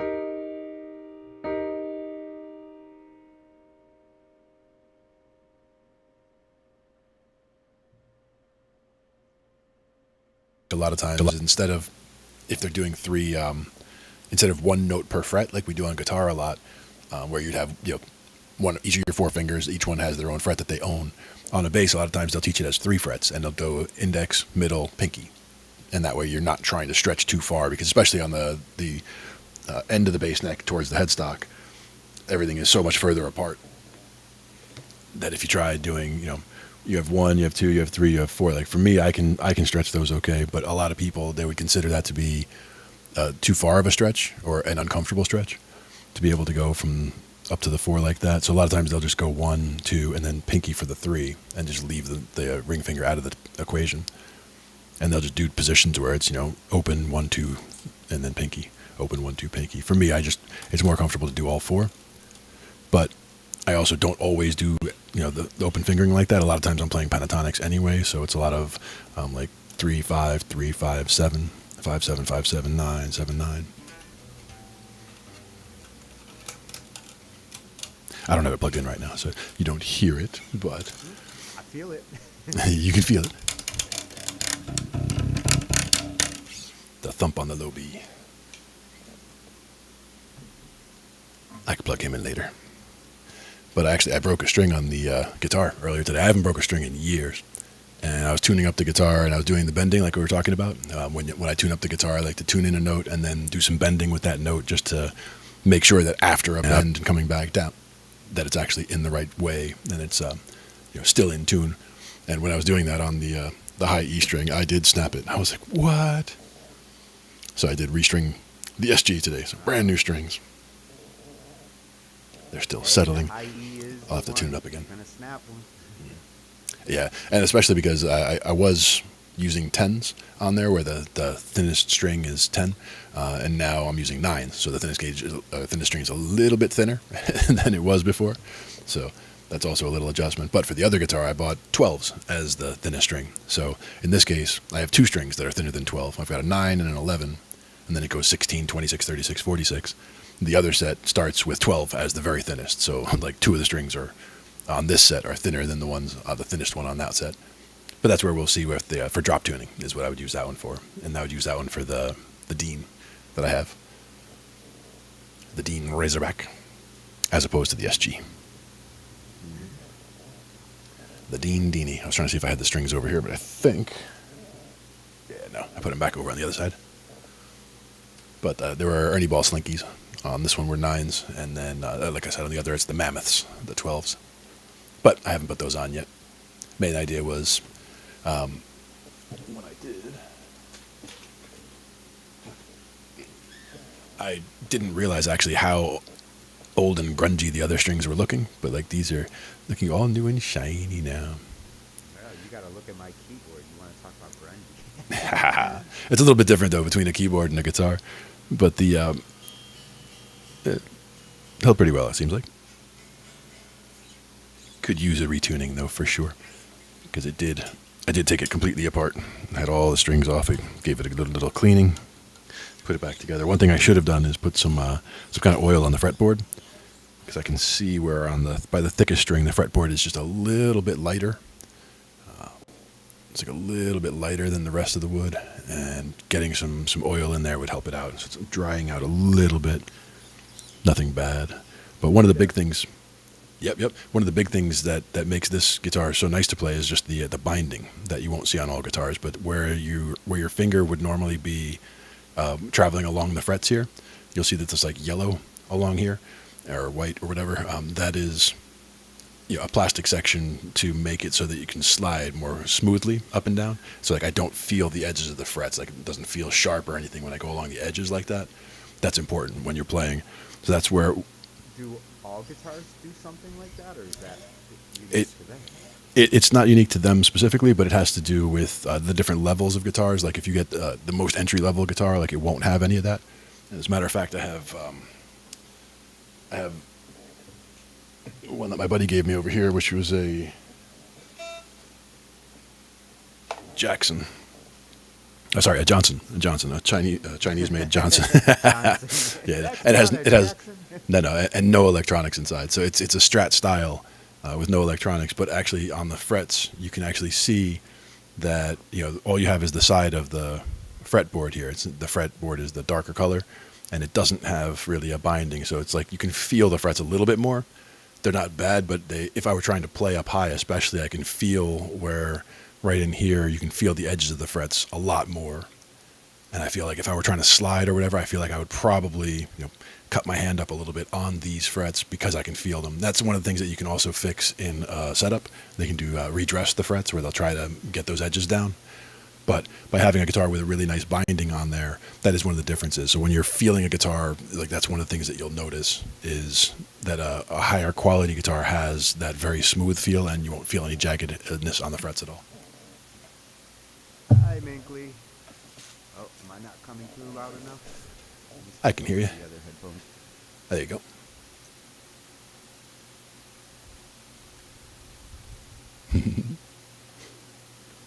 Didn't realize Tony was low. We can fix that, though. Hopefully I'm coming through okay. I am technically usually a bit louder. Yeah, I hear you good. Okay, good. And I can hear you solid. It's good to see you, Minkley. Mm-hmm. Learning about all kinds of stuff. We always like learning stuff. Lots of stuff to learn. We had some keyboard stuff. We had some guitar stuff.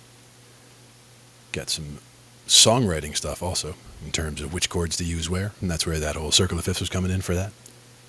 Some of the progressions that we were using before were definitely ones that we should be working back into. And that's where progressions like we talked about with the 1, 6, 4, 5, or any combination of those four chords. What we like about those the most is if we're playing in C major, we're just dealing with the C, the A minor, the F, and the G.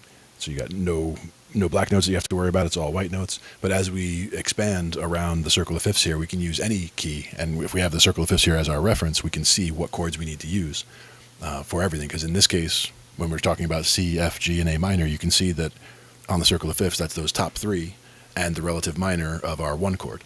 So any chord or anywhere we go around that circle, if we wanted to play in the key of A, we would just go to A, and we'd be using A, D, E, and F sharp minor, or G flat minor. But F sharp minor because we're on that side, the sharp side, where we have three sharps going on. And that's where you can see it in the treble clef, to see those three sharps there. You'll be able to see what key you're in, and that way they don't have to sharp each note as it goes along on the clef, or as it goes along on the sheet music. And you'll just see that that's where they are. Oh, and we will be exploring those popular progressions more in the future. Yep. Even from the, what was that chord pack I got? The Unison chord pack. I got that a while ago. And that had a couple of sections that had very popular chord progressions. At the same time, some of the videos that I looked at, some of them are, hey, 30 of the most common chord progressions. Other ones are, chord progressions from the top 50 songs on whatever lists, just to see which chord progressions are most common or come back around most frequently. Oh, and what I love with that Unison pack is they also give you some unusual chord progressions, not common ones, that are really fun to play with. Yeah. And I believe the other one that I was thinking of was, let's see, what was that one? Hook Theory. That's right, Hook Pad. Remember that one? We looked at that at one point, and I think it was, yeah. With that one, one of my favorite things about it was the way that you could start a progression. Like, let's say you had a song and that you had three chords that you really like the way these three chords come together, but you don't like the fact that it sounds unresolved, and you don't want to just go to the same chord that everybody else goes to. So, like in the example of that 1, 6, 4, 5, maybe. Welcome to my challenge. Yeah, and that's one of the things that Hook Theory is really good for. And let me see here. Well, like unresolved chords for me drive me crazy. Like, once I get that itch for a chord to resolve, until I hear it, I feel like I'm in suspended animation. Yep, and that's one of Trey Anastasia's big tricks, is to keep that suspense going. He's such a master of suspense or of tension and release, where that tension or wrong notes, or technically notes that don't sound like they're right, can give you that tension and build it up, and it gets, and then boom, it lands right in that nice sweet spot. And the fact that it made, making it uglier before you make that landing makes it the sweetness of the landing that much sweeter. Yeah, if you're working on like horror music and things like that, that really goes a long way. Mm-hmm. Exactly. Let me bring this up a different way over here. Because this one is again one of the ones that I really like. This being popular chord progressions is part of this page's tab here. And yeah. So like this is hooktheory.com is the website, and this is just, I just drilled down to one that was talking about popular chord progressions. 1564. Yep. And in this case, they're saying that there are 487 tabs that use that particular progression, and they have a little play button there. So if it's sharing sound,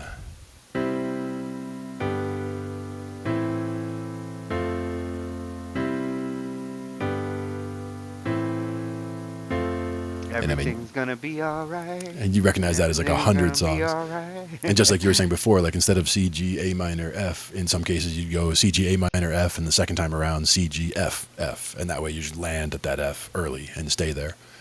Is one idea. But again, it actually tells you, how many different songs. Like you can say over here, you could look through all the songs because these songs all have Oh wow, that they've progression. got a list of all the songs that use that progression. Wow, that's useful. Yeah, and it is Pachelbel there. Oh yeah. And all these others, and again, it's you can go to the view all, and you'll see all 487 that use it. But then you can, there's Pachelbels right here with Oh yeah, 1, 5, 6, 3, 4. 3, 4. But what I really like about that is that you're getting basically everything except the 2 involved, the 2 and the 7. The 7 we're leaving out anyway, but then they're you're getting all the rest assholes. of them. And the 2 we can leave out too because he's an asshole too. But Well, the 1 yeah, and 5, and going to the whole resolution thing, the 2 and the 7 instigate that kind of mood where a song like Pachelbel doesn't really need that kind of tension. Mhm. A 2 or a 7 with that kind of progression.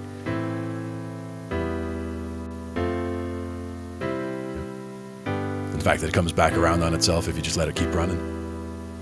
But they also give you 37 songs Well, that use that exact progression. They're also ignoring the second half of that progression. Right, exactly. Pachelbel does have a second half to it. Yep. And then they have ones that are effective in all genres, like the 6-5-4-5, and that one is kind of you're bouncing back and forth. So you're going 6-5-4-5, 6-5-4-5, 6. You're just going from like that A minor, G, F, G, A minor, G, F, just going back and forth between those 3 all day. It gives you that kind of a feel. November Rain. That's how you play it.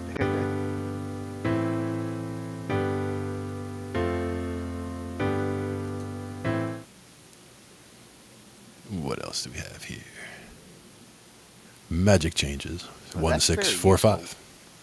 This is off the Hook Theory website? Yep, this is under What's the Hook Theory address for website. that? This is hooktheory.com. And in this case, when I did the search, a Google search, one of the pages that was listed was about the chord progressions, or actually listed as popular chord progressions. And this is under the Theory tab, Common Chord Progressions. And the one that we were just talking about, are effective in all genres, the 6-5-4-5. This one was those magic changes. That's the 1-6, the 1-6-4-5. And they say there's about 141 tabs in here that all use that one. And of course, everybody recognizes that one.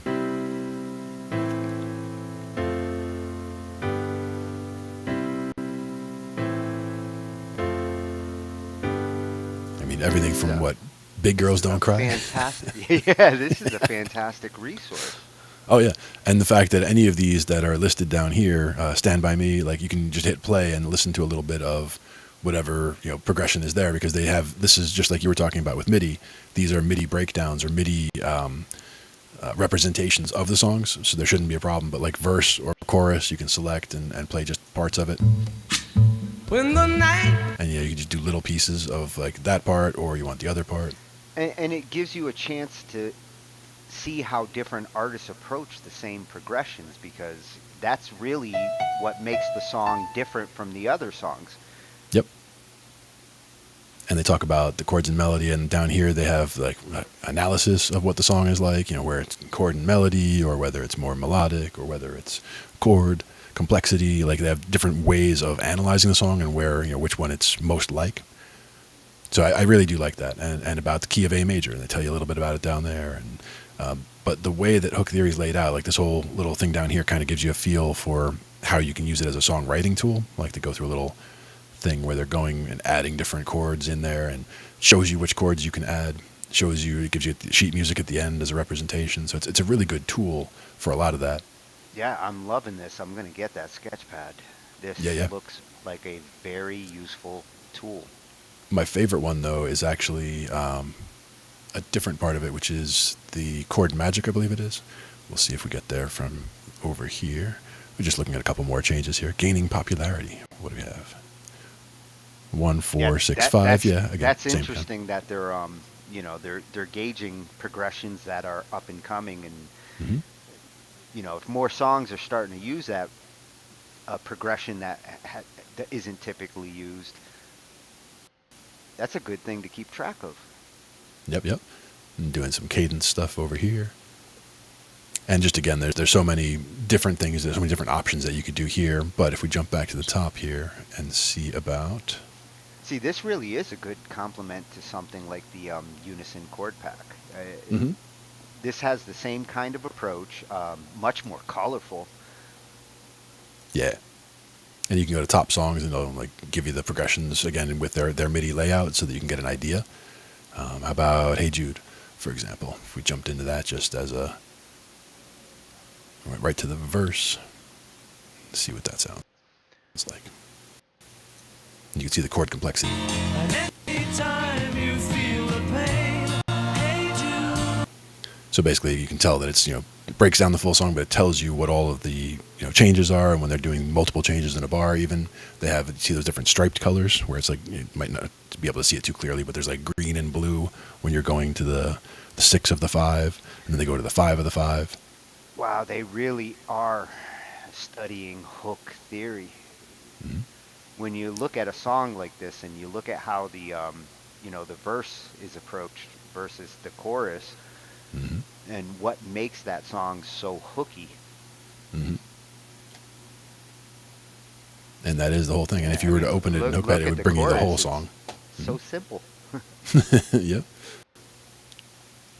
You play little pieces of it just like that. The other one, it says there's YouTube, and then I think the top one is just piano, maybe. Let me see if that's what that is. Yeah, there you go.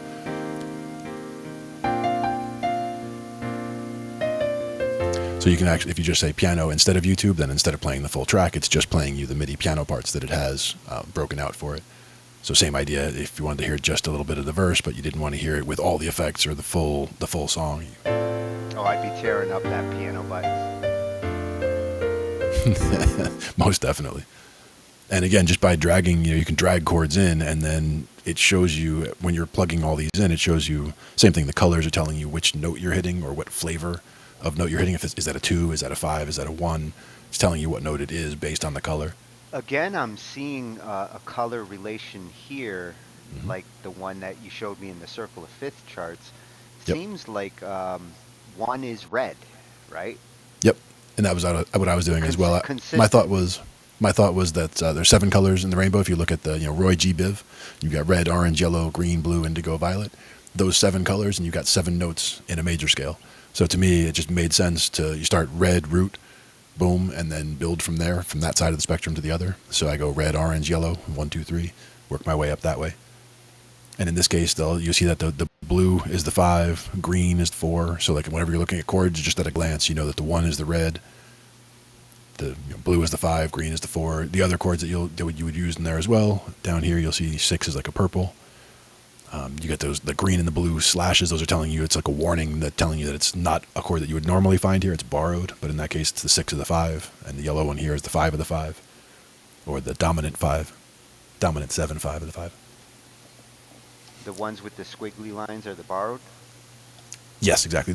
Borrowed or chords that are not diatonic. They're not in the key that we're working with. So yeah, a borrowed chord. Fancy. And if you see like down here for the scoring of it, like off the chart, it's pretty much all around. It's like, yeah, that's the Beatles. It's very hooky. It's got chord complexity. It's timing. It's just all all kinds of good stuff all around. I wish that there had been classes when I was going through theory on hook theory. Hmm. I mean, there were those who were the experts on, writing the hit songs, but it's not like you could go to college for it. Yep. Now I don't remember if I had a free trial version or if it was a free version back then. I do see over here it's talking about buying now or try for free. So it's something that you could easily try for free for sure. Something that, again, just seeing how it works is enough to, you don't necessarily need the software to understand how it works and see what it's doing, but just seeing how it represents things. What's their what's their subscription cost? If it's as cheap as MuseScore, I actually subscribe to MuseScore. It's super useful for notation software. It's worth, the Yeah, four bucks a month. it has it as $149 for a one-time done. It has it for Oh, really? $49 a year, or $5 a month.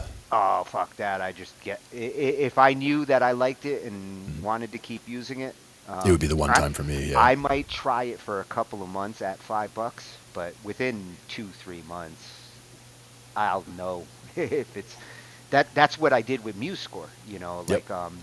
I tried it for free for a good year, and eventually I was realizing like I'm really using it a lot, and the access to the MIDI files. Yeah. Eventually, I was like, okay, I'm gonna pay for it, and I just paid for a year subscription. Yep. And in this case, it would be $49 for a yearly subscription. But again, I would also be in the camp that would do the 149 one time purchase and just be done with it and have it, because I would find it very useful.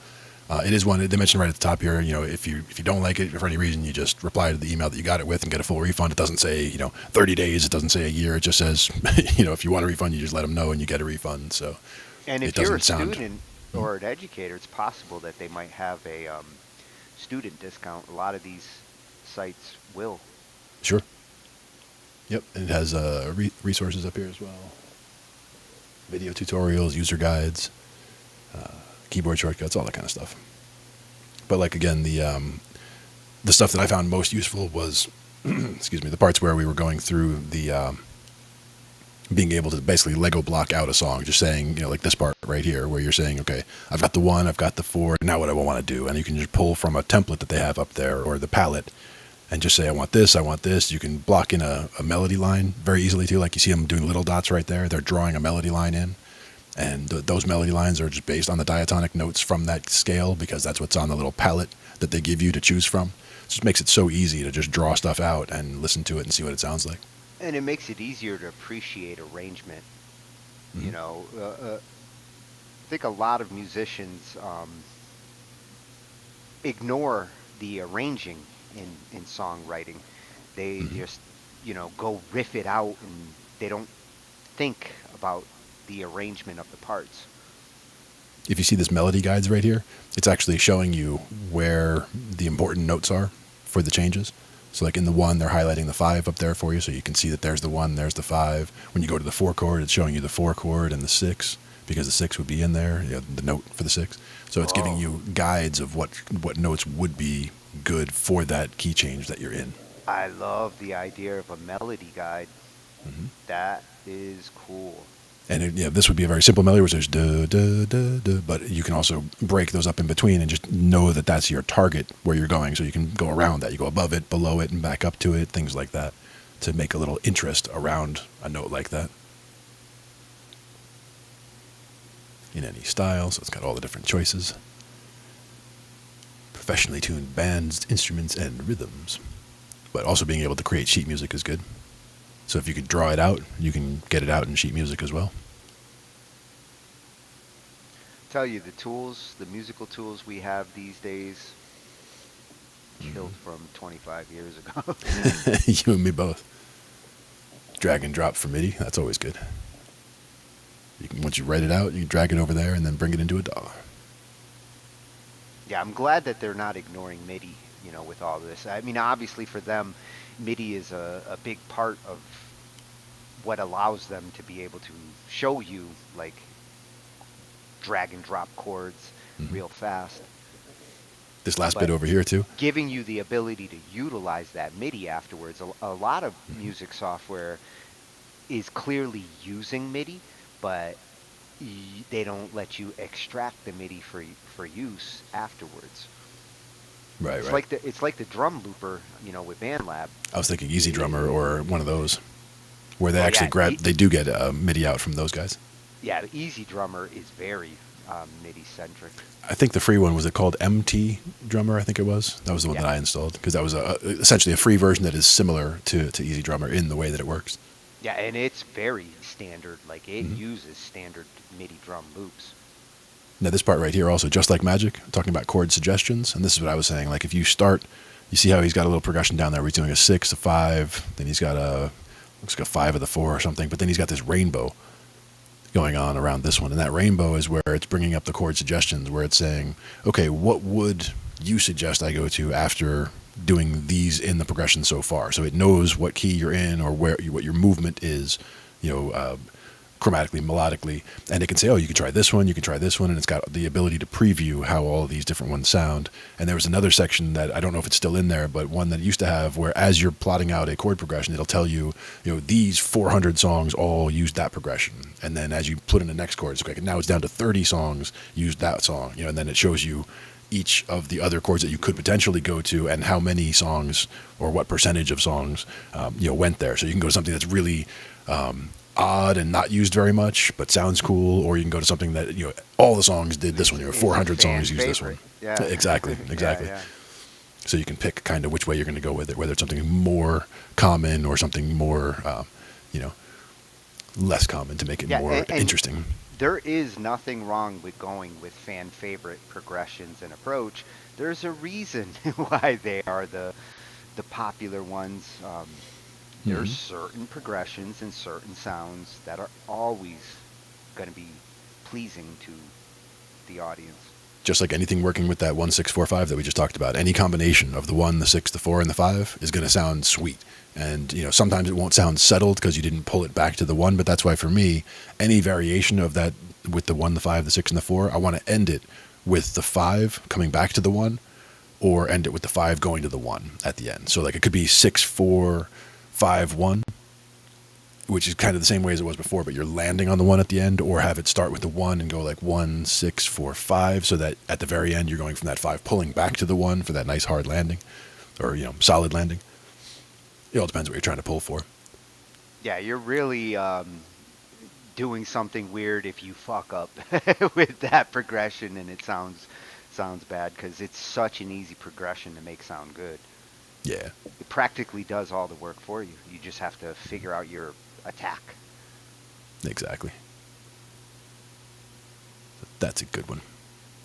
So yeah, hook pad, hook theory. That is one that I recommend. I used it for a while there, and I definitely enjoyed it.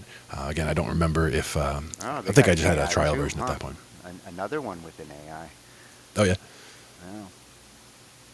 Yep, and that's what it's using for that chord suggestions. The AI gives you easy access to the most used chords, and it understands what you're going for because you fed it at the beginning. So D major. You're starting with that, and it says, okay, we're in the key of D major. This is the palette of chords that you would normally use, and if you're kind of stretching for the ones that are barely in the key, that's this one, this one, and this one, like the borrowed chords that you would go for. They won't necessarily give you things that are way outside the box, but they'll give you plenty of things that you might not have expected to work for that either. Or you might not have thought of. Just like it says, overcoming creative ruts. A tool like this is a useful way to get out of a creative ditch. Absolutely. And we got RJS is back again. Hey, Kevin. Absolutely. Hook pad, hook theory. That's the one we were looking at there. But it's got all kinds of good stuff that we can use from it and pull from it to figure out what we would do, whether it's on the keys or whether it's on the guitar. Yeah, that is one I'm going to play with more. Mm-hmm. Most definitely. There were some that we were looking at there. For music, I think I had one that I was going to go to, but I wasn't sure if you had another one lined up as well. What do you got? I was thinking about a piano one, actually, but I'd have to dig for a little bit to go find it there. It's from last year, actually. It was my dad playing some piano. Oh, is it some Chopin? It's nice. It's some classical stuff that you would enjoy, I am sure. I just have to figure out how far back it is, because there have been a couple of songs we've done this past year, so I'm scrolling through to find it. But I think if I knew what I called it, it would be a lot easier. But I wasn't sure. Did you have any others lined up for music that you had set up, or did you want to go with this one? No, I didn't have anything lined up. Nice. We'll get there then. Another one that we could do is also there was one that we did with RJS that was a long track that we almost never put into shows because it's just too long. It's like, I can't remember if it was 13 minutes. Do you remember that one, the Budgies Parents was the song. Mm-hmm. That was a cover that we did, but that one was like a 13-minute long song, so I'm not sure if we want to do that just now. But just scrolling through, there's a lot of songs out here. I remember the Orb Composer. That was one of the ones I just went past there. I remember we were using that one to compose different progressions, same kind of idea, different tools to try to get different, to get more help trying to get everything working with that. I do have our Angified Wuru piece. Nice. Now that we've finished that up, hopefully you guys joined us yesterday for the World Peace Celebration. Mm-hmm. It was good stuff. And keep in mind, that's not just a one-day thing. Mm-hmm. World Peace goes on every day. And that's right. Got to be peaceful and do not promote hate. Hate has no place. I've never been a fan of hatred. Not that many people are, but some people, they just can't help themselves sometimes. And that's no good. Here, while you're searching for that, Mm-hmm. cue this up. Cool. Oh, apparently I was still screen sharing from the other one. Yeah. The good thing is that it can be, off screen with the restream and then bring it on in from over there. I like Yeah, that. I didn't even realize it because it was off screen. Mm-hmm. Just like that. Get the little visualizers cooking.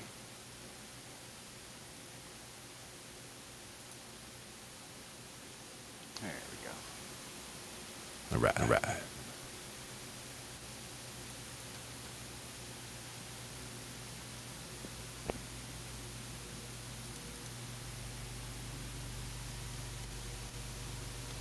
I'm going to mute my mic just so I'm not coming through.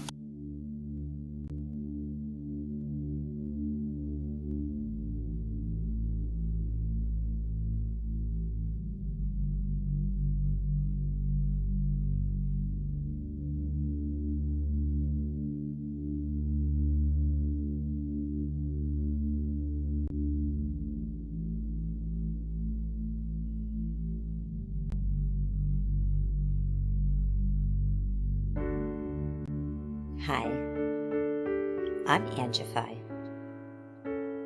I started Angified Presents. We share the love of music. It has been medicine and therapy. Nothing else worked. It has saved many of us with mental health. We need to open our eyes. Hurt people. We ask that you listen, comprehend, and relate with your ears. Form that heart of unity and one. We share on this stage. Statistics, feelings. And ourselves. We stand with the belief to be you, to be heard, and to be original. We all may be different, with opinions and beliefs. At the end of the day, we are all brothers and sisters. We are family.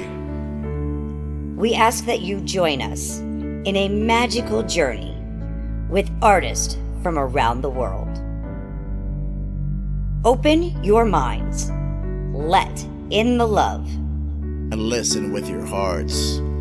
We all want a better tomorrow. Be one. Communicate and look out for one another. And then, and only then, will you find the world. We will find peace in all the world.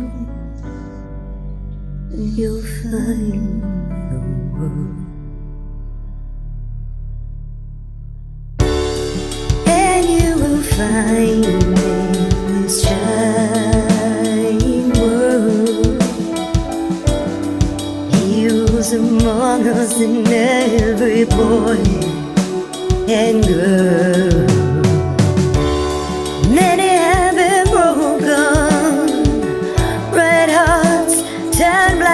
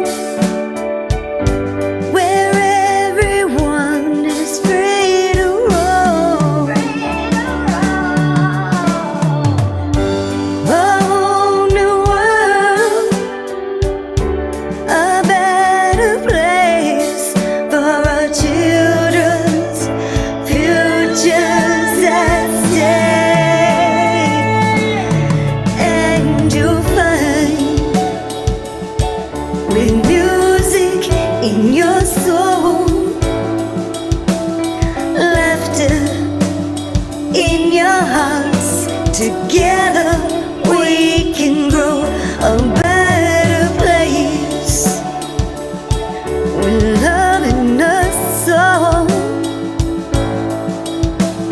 And you will find together we can save it all. And you will find a place called home, where everyone is free to roam. A better place, a whole new world for our children's futures at stake. We'll find, you'll find, oh, you'll find a world, and you'll find, just open up your hearts, and you will find the world, and you'll find this trying world, heroes among us in heaven, boy and girl, a better place for our children's sake. Oh, and you'll find,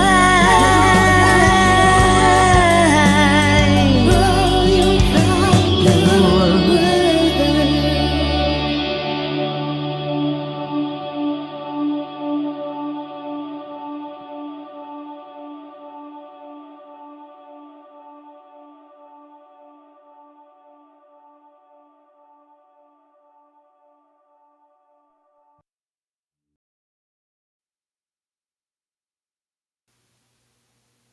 Always good to hear.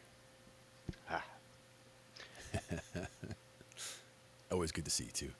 I've heard it a million times and I still like it. And that's the key. That's a good sign. Mm-hmm. Don't have my camera up, do I? There it is. Better. Yeah. And Kevin just reminded us tomorrow is the deadline for the Pop to Metal for anybody out there who's been cooking something up. Nice. You got about 24 hours left. Pop to metal. Do it. Do it.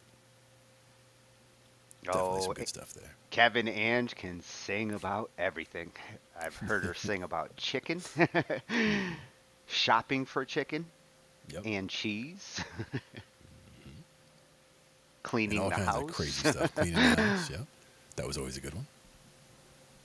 And to have, like, sometimes even at rehearsals when we were, getting together over at our friend's house over near her there, doing rehearsals and just, throwing whatever. We're just playing something as a test or as a start, and she'll just start throwing out lyrics.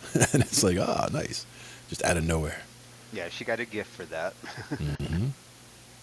Most definitely. Now that one, I was hearing D major, right? Oh, yeah. That is...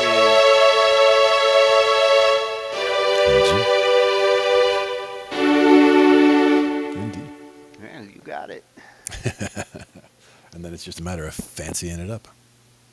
NyQuil and chicken? I mean, not really. I'm more of a shake and bake guy when it comes to the chicken. Delicious. NyQuil, not so much. Maybe Dayquil if I was going to work, but NyQuil never really needed that much. If I felt bad and it's time for sleep, I'll just sleep. But I get it. There are times where you can't sleep and you're feeling like it, so the NyQuil would be good, but not in the food, man. Oh, no, don't put NyQuil on chicken. That's just wrong. You got time to do both in their own time. There's efficiency, and then there's taking it a little too far. Yeah, that D, which would be the one. Mm-hmm. A.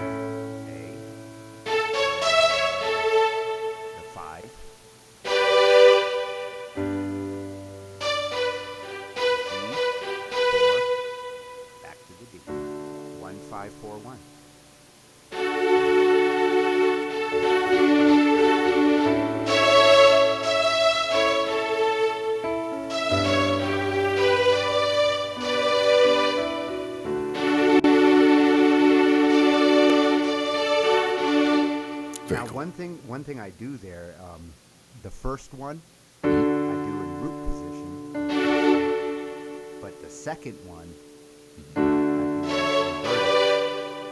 When it resolves back. Yep. With the F sharp on the bottom? Yeah. Nice.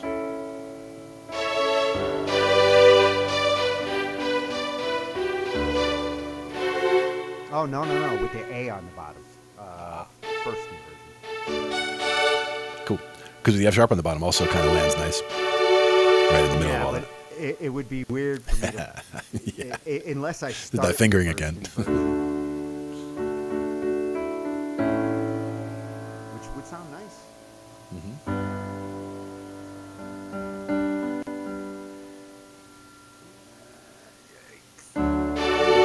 Okay, so if I play it that way, it does feel like it's dropping down. So it would sound like this.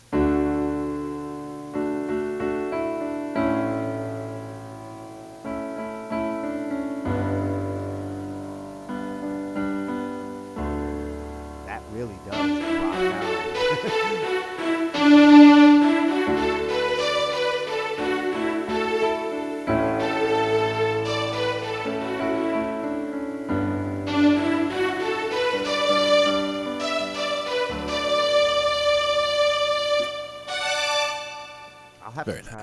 I'll have to try re-recording that with that approach, and it's going to sound different if I.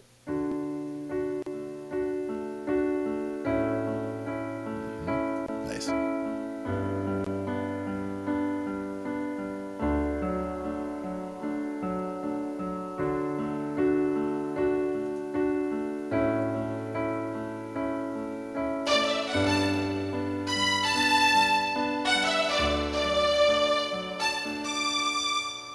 It resolves differently with that F on the bottom there. Exactly. The F sharp, yeah. But that's where each of the three inversions, knowing that there's those three different landings, like trying different ones, and depending where you start also, of course. But starting with the root position is always nice because that way you're getting a good solid foundation. You've got that, the root notes on the bottom. It knows, it feels like the right chord. And then as you're moving to the end of it, like ending with the higher one or ending with a lower one, you can use the different inversions at the end more easily to make it sound like you landed somewhere different, even though it is essentially the same place, but it gets you that movement feeling.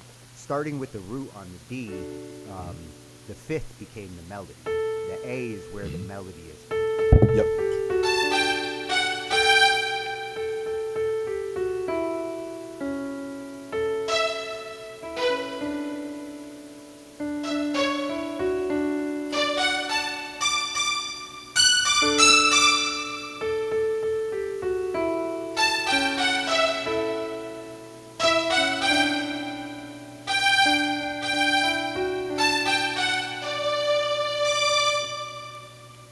Nice. If I started with the other inversions, my melody would be on my thumb. Which my thumb is not good for leads. Yeah, for Tony, he's got a visualizer going there so that when he's holding the keys down, you can see him. I usually had one too called Meticulous, which also shows the staff of what I'm playing. Next time I'll have that hooked up, and we can check that out. Today I was going to do some more guitar instead, but then we got more talking on theory side, which is just fine as well. Yeah, I had my Meticulous set up before the show, but that computer needs a little more massaging in order to get into the restring next week. Yeah. But that's okay. Now, we do have... I got fireworks. Yeah, exactly. And it helps me see what you're doing. I don't want to get rid of the fireworks. Unfortunately, on the music machine, I can't run Meticulous and Keynote at the same time. Keynote really wants the MIDI, and if anything else steps on the MIDI, then Keynote complains. Then how about I give you fireworks over here?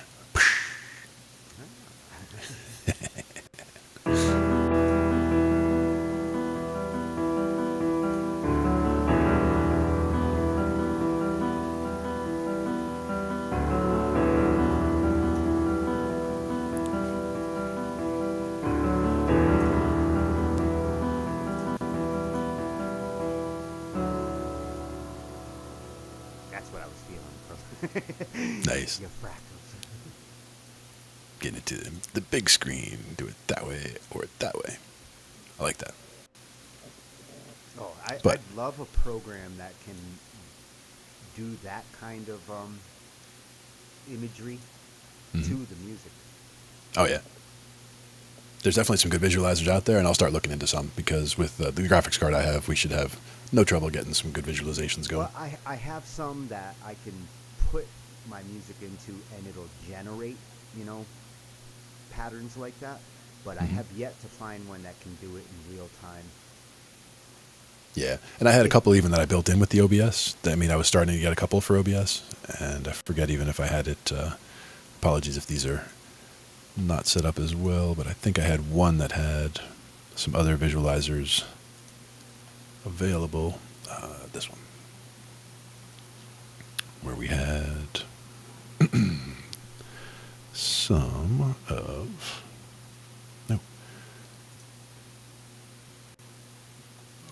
One was just being able to do the full screen with the visualizer. And that was just... Yeah, Kevin, if you like those MIDI visualizers, the one that I'm using, it's called Keynote. Yeah, you actually have to get it through Steam because it's utilizing the Unreal game engine, but it makes... I tried 3 of them before I finally settled on this one, and I'm glad that the other one was overpriced. Otherwise, I probably would have stuck with it. I ended up searching for Keynote because I was not going to start paying $100 a year for my piano visuals. Keynote is like $20, and it's a one-time purchase and not a monthly subscription. And it has way better visuals. It has better options. I've got my keys programmed, so when I hit certain keys, you'll notice the visuals start to change because I'm hitting different keys, which triggers different particles. So now the...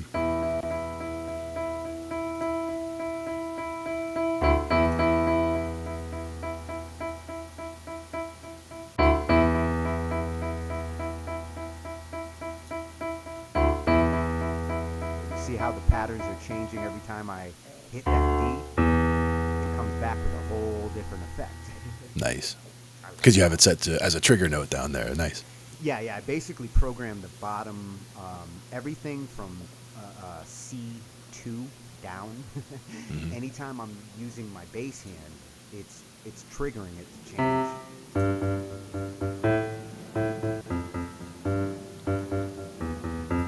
Nice. So each one of those, as I change notes, is changing the particles to a different kind of pattern. Now for this one, this is what Meticulous looks like. I don't have it. It's not actually reading from my keyboard right now. But normally, if I were playing like a C major scale, it would not only light up the notes on the actual keyboard down here, but it would also show on the staff what a C major chord would look like in sheet music, and tell you at the top what it is, what scale you're playing in.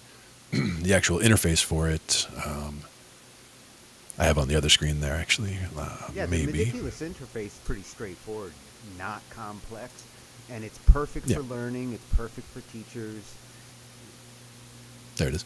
So basically, you can select what instrument it's set for. Like right now, it's set for an acoustic grand piano. I had the volume off just because it wasn't reading. But if I hit notes, I'm not sure how loud that is. It sounded pretty loud here, so bring it down some. Doesn't sound loud here at all. But I can play just by clicking with the mouse is what I'm doing there. And you can change the sounds. They have a bunch of different instruments built right in. Mousing it, huh? Yep. Because it's actually, it's not reading my keyboard. My keyboard is just going in through the audio interface. But if I were playing here, you can see it on the tab over there that it shows up what note I'm hitting. I can't really hit more than one note with the mouse, but if I were, you'd be able to see what's going on. You hit the pedals too if you wanted to sustain or sostenuto, whichever pedal you wanted to use there. You can change what key it's displaying on the staff there. Right now it's C major, so there's no sharps or flats. But if I went to G flat major, you got 6 flats, so it gets all ugly. And this is where I'm trying to learn how to sight read faster. This is really helping me to see the notes in relation to the staff in a way that is just speeding up that process for me. And in this case, for example, if I hit the G flat and we're in the key of G flat, you'll see that it doesn't show the flat on the actual note that I'm hitting because you see that it's in the key signature, which is on, that whole batch of flats to the left there. Anything that's on any of those spots is going to be flatted. And if you try to hit one that's not, or you hit a wrong note, you'll see that natural symbol saying that, hey, you're hitting the wrong note that's supposed to be flatted, and it's going natural instead. Yeah, it's like having a piano teacher with a ruler ready to like snap your whack. hand. Don't play that. Not that one. Yep, exactly. And if piano is not your thing, you go under the views there, and you can actually show guitar tab, bass tab. Under the instruments there, you can show, different settings there. A whole bunch of different choices. Yep. Vector keys, MIDI organ, guitars, bass. If I say 5-string bass, it'll show us the... Yeah. Again, for a learning tool, for a teacher teaching a student online, this is the go-to software.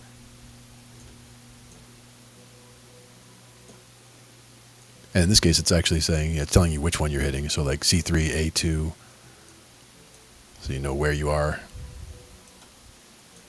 which octave, as far as the MIDI notes would be concerned. But it's pretty cool. I almost always kept it in keyboard mode, just because I'm usually playing keyboard. But again, if it's not reading my keyboard right now, then it's not... Is that flipped? Would that be a left-handed player the way I'm looking at it, or a right-handed player? This would be the way I would be seeing it. Like basically, if I'm sitting down and I rock the bass up towards me, the frets that are further apart are out towards the headstock, and the frets that are close together are up near the body. Yeah. So this would be the way I'd be playing it. So my left hand is out towards the wider out frets, and the plucking hand is in with the on the body with the closer together frets. So the lowest notes should be down here, and the highest going all the way up to there. And in this case, you can see where the double frets, or the double dot, is the 12th fret, so that's the octave. You see that we have dots at the 3, the 5, the 7, the 9, the 12, and then these are basically the octave of the 3, the 5, and the 7, which are the 15, the 17, and the 19, and then this is the 20th fret. So that's basically the same exact way my 5-string is set up. It's got 20 frets. The one 5-string that we have at the studio over at Joey's house has 5 strings and 24 frets, so it actually has an additional 4 frets beyond mine. So there's additional stuff close together, another 4 frets up there to get to the double octave, which is cool, so that you can get to that, not just the open G and this G, but another G above that.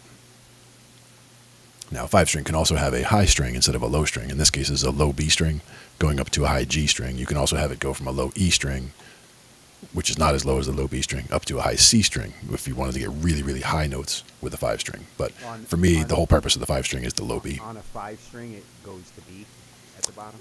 B at the bottom, yep. B is that low string at the bottom, and that way we can drop an additional 5 notes below that E string, or that low E that normally would be like if you have a 4-string bass, your lowest note is usually an E, and then we can go with those additional 5 frets below that to get to that low B. So anybody who tunes down to drop D or drop C or drop B, like any of those kind of keys, we can get down to those root notes without having to change our tuning at all. That's why all those metal bassists are using 5-strings these days, huh? Or 6 strings for that matter. Yeah, the 6-string is also, I'm seeing more of those. Mm-hmm. Now, MIDI drums, that's also fun, because then it gives you an actual drum kit.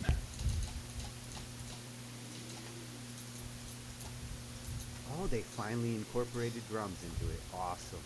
Yep. And again, that's one of those where you can change the pitch, you can change the speed, you can try to... You can see it over here on the sheet music also. I didn't realize that, but you see what note that is. Think about it. If you actually had a MIDI drum kit and you're triggering this, again, for students and teachers, this stuff is... It's fun to play with. Good instruments. What about vector keys? And I actually considered buying it today. The pricing on it is really fair. Mm-hmm. I mean, the free, it gives you everything you need. The free version is great. You might not even feel like you need the pro version, but the pro version does add some extra features as far as extra visual adjustments and the ability to like bring in audio files so that if you are a teacher and you want to be able to load MIDI or audio files for the student and show them with staff and notation, those kinds of features come in handy. Definitely. And again, just like you mentioned, like when we were just messing around, like if I'm hitting notes and you can see what I'm doing with Meticulous, you're not only seeing the sheet music, but you're seeing on the actual keyboard which notes I'm hitting. So it gives you multiple ways of hammering those things home. It helps with the sheet music reading. It helps with recognizing what you're hearing, putting it together with what you're seeing. It helps I me like to that. know what Glenn is playing. And that helps me too. Sometimes I need to know what Glenn's playing. Because it's not always obvious. Oh, hell, sometimes I'm asking you what I'm playing. I've been known to do that, yep. And you can become wall with that. Transpose the synth into guitar, yeah. It's that. You just go like, you got eagle ears and eagle eyes. Yep, yep. The eagle eyes, I kind of cheat a little bit because I use a big screen. But the ears definitely are working. You know, that would make a good discussion one night. Tricks and skills to improve your pitch recognition. That's another one that I've struggled with for over 30 years. Ear training, absolutely. Hearing, yeah, ear training is something that hasn't totally clicked for me. As a matter of fact, it's gotten better in the last couple of years, but it's never totally clicked. One of the videos that I actually have loaded up, might not be right now, it might be one of the ones that's just on here. I think I saw it on my YouTube feed earlier about like triads are a good one. Just these are just different ones to, you know, for ideas of what helps, like circle of fifths over here, songs that use those progressions, how to do melodies, which things are good and which are not. But I'm just looking for one of the ones that we talked about there.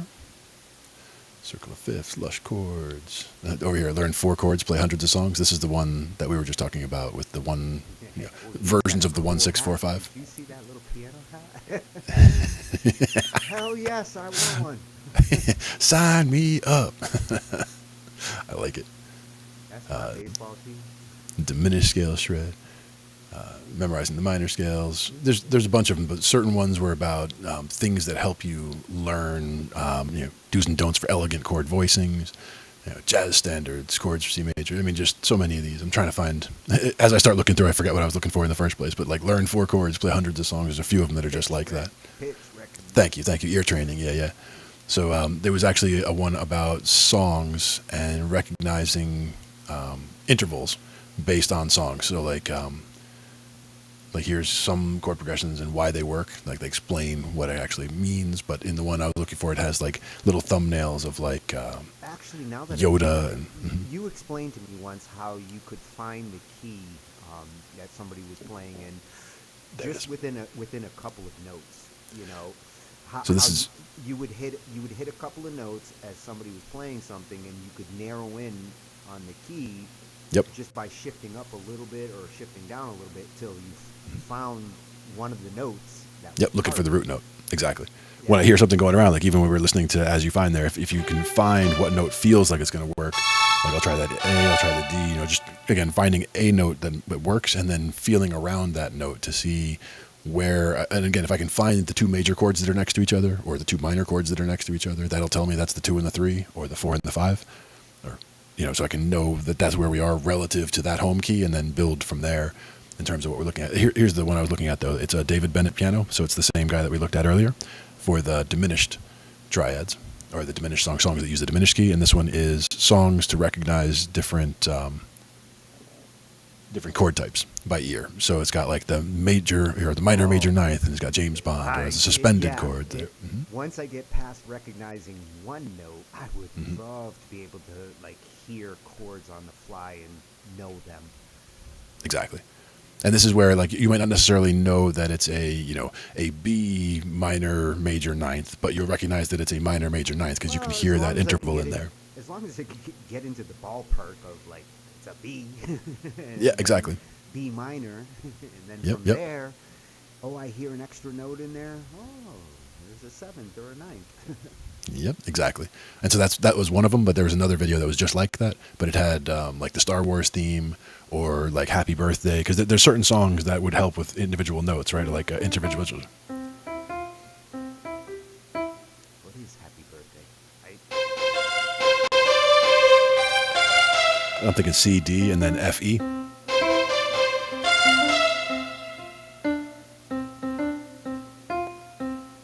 F, E. Yeah, and then G, F. I got the first one. Because that's just G, F instead of F, E. And then what is it? Just slide up? Yep.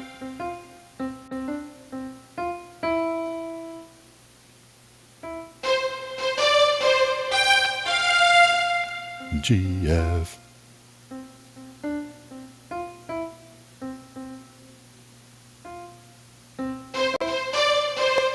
Still the same C and D at the beginning.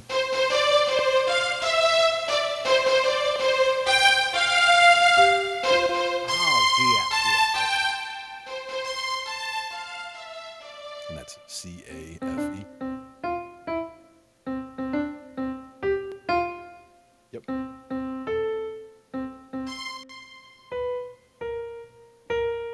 All the way to the C. C, A, F.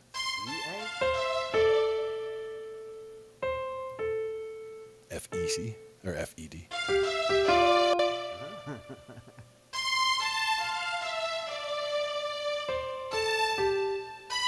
And then it goes to a B flat A. B flat A, F, You're an G, F. asshole. Exactly. Go to the B flat. To the B flat. I mean, it's in the song, so you got to do something. Why you gotta be that way?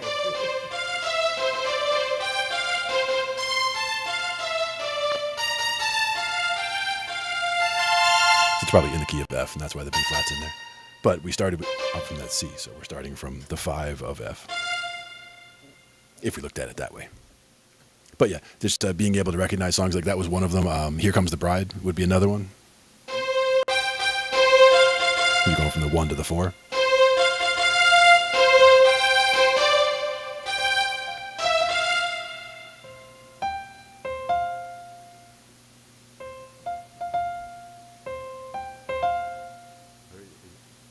I was doing that G, E, F.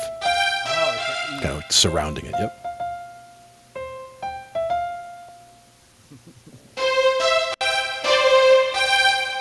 Not even sure. Probably F, A. It's a fun melody. That's a fun one to learn. With the C, the A, and the F there. Twinkle, twinkle, little star. That was the other one I was thinking about, yeah. And those are the things, it's like simple melodies like that, or any songs that you can identify, okay, here's a 1, here's a 5, or here's a 1, here's a 4, like when you can start recognizing those progressions. And again, that 1, 6, 4, 5, any variation of that, like I can hear that coming and I'll be like, oh yeah, as soon as I hear that, I already know as soon as I can find any note that works, I can find my way right into the whole rest of the song because it's all built around that same structure. Yeah. Learning songs like that this way is helping me to hear interval recognition, which is the other half of my challenge. Mm-hmm. Picking up pitch, picking up interval jumps, the Yep. sound of a 1-3 versus a 1-4. Not in chord, but just single note. Mm-hmm. I gotta really burn the sound of the interval into my ears across every scale.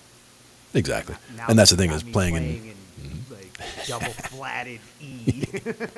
Well, the other thing that was cool about all of that, especially, was the fact that when we did go through a bunch of this, realized that we were at the flat side, right, which is the side that you don't normally look at here. But if you look at the keys that we did C, F, B flat, E flat, A flat, and we did the G flat, which is at the very bottom. We only skipped one. So, I mean, you literally did all of what would be your hardest chords or all your hardest scales. So getting them under your fingers is just a matter of, working through them a little bit. The F and the B flat, I guess I've been a little more familiar with. Mm-hmm. A flat though. Ooh.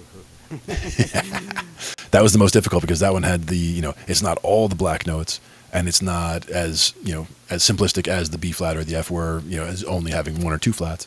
So it's in the middle. You got to know which ones to go up for and which ones not to go up for, and that does make it tricky. But once you do get the feel for it, it's good. And again, once you get these 12, there's only 12. Once you get these 12 major chords down under your fingers, and as you go through them, like when you sit down to practice, that's one thing where you were talking about scales before, and whether it's, if it's the G scale, I'll always do like once up and down, and then the arpeggio to get the full scale or the full chord, like the root 3/5, and then the root on top. And then if I'm doing, just going around that circle of fifths, that way helps because you're starting, C, we all know that was G, then you go to the D.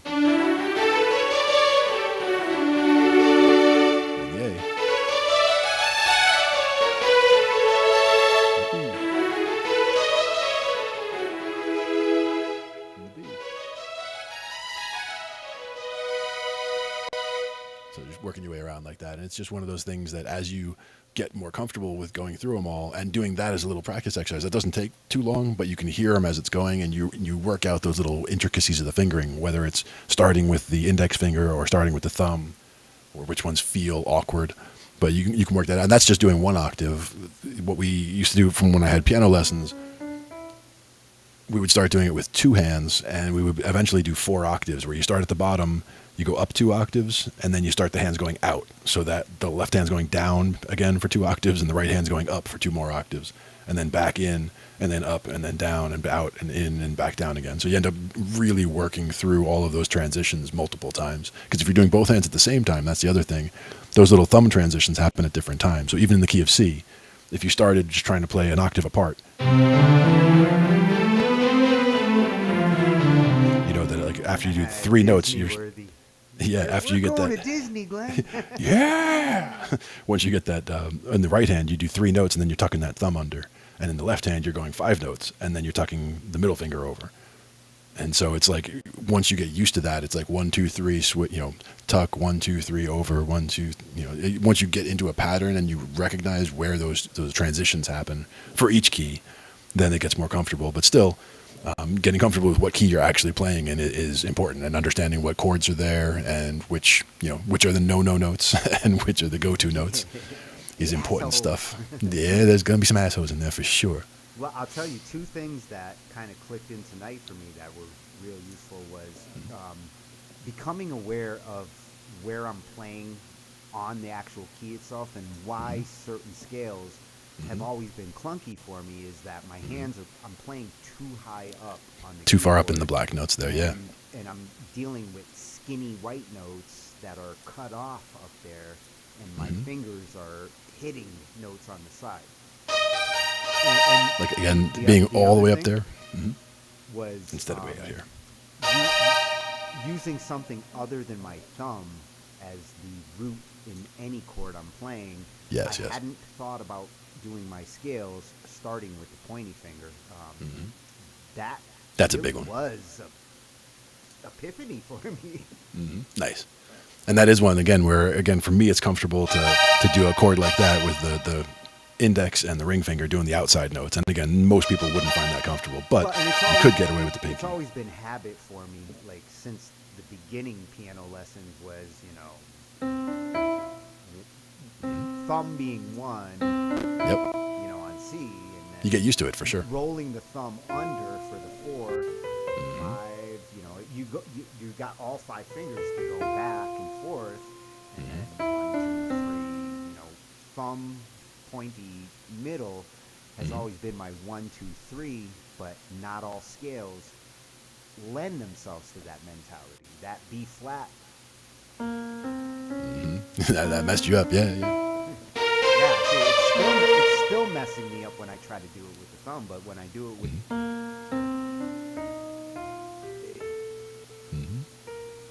Yep.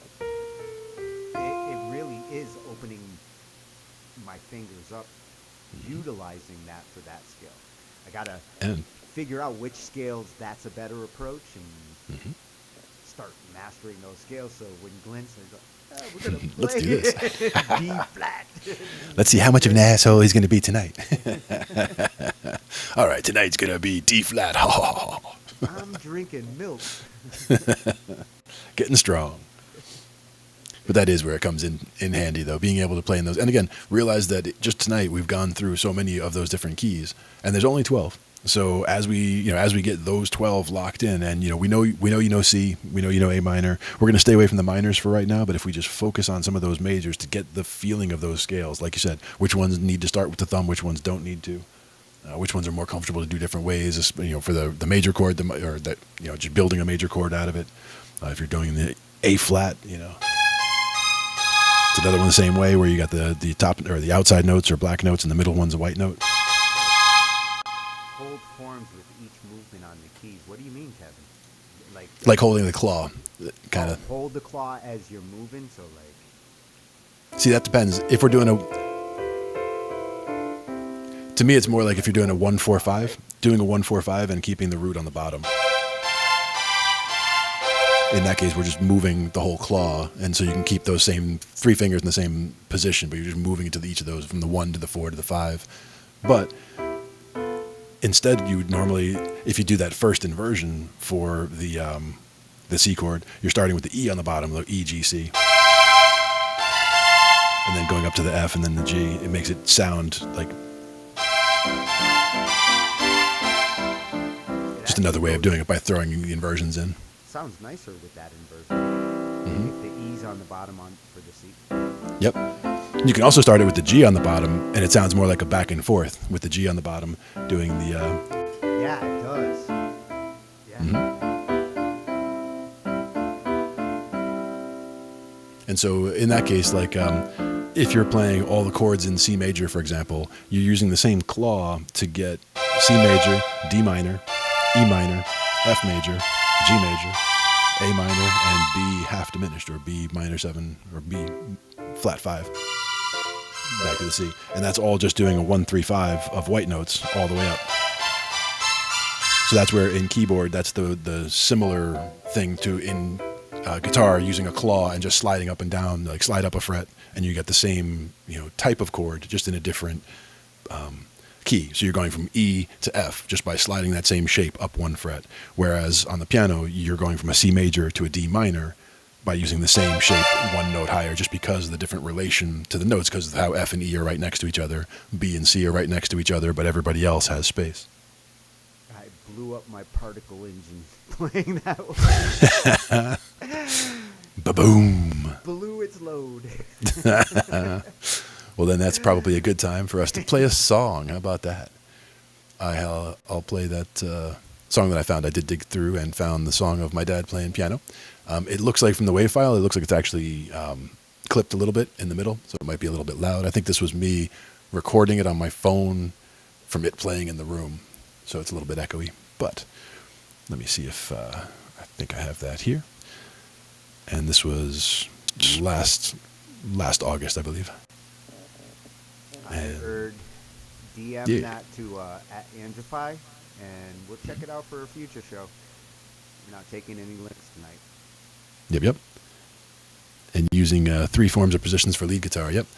Just different claw shapes. Yeah. Basically, that's another thing, is using that movable E shape from the Cage system. That's the same claw that you would use for the minor chords on the 5th string, as opposed to the 6th string. So you can use a major claw, and then same claw moved 1 string down becomes a minor chord.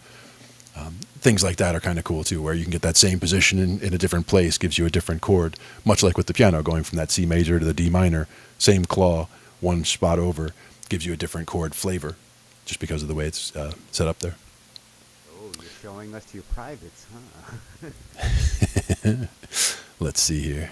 I believe I am. Nobody can get to this one. Nobody. Yeah, this one was not released, I don't believe, but that's okay. So let me see how loud it is.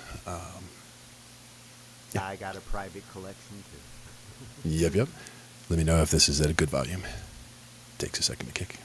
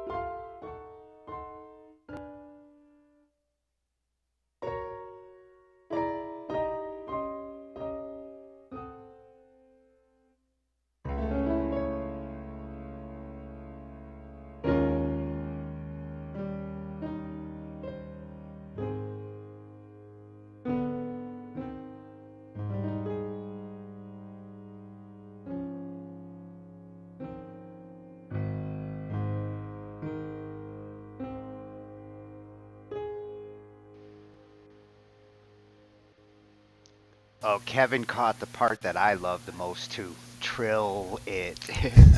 Yep, yep. Love the trills. And no, that's Yeah, not an very original piece. slashy. Very Not an original piece. slashy. That is a classical piece, a famous one. And again, I always forget the title of it. I recognize them all by ear because there are songs that my dad played since I was very little.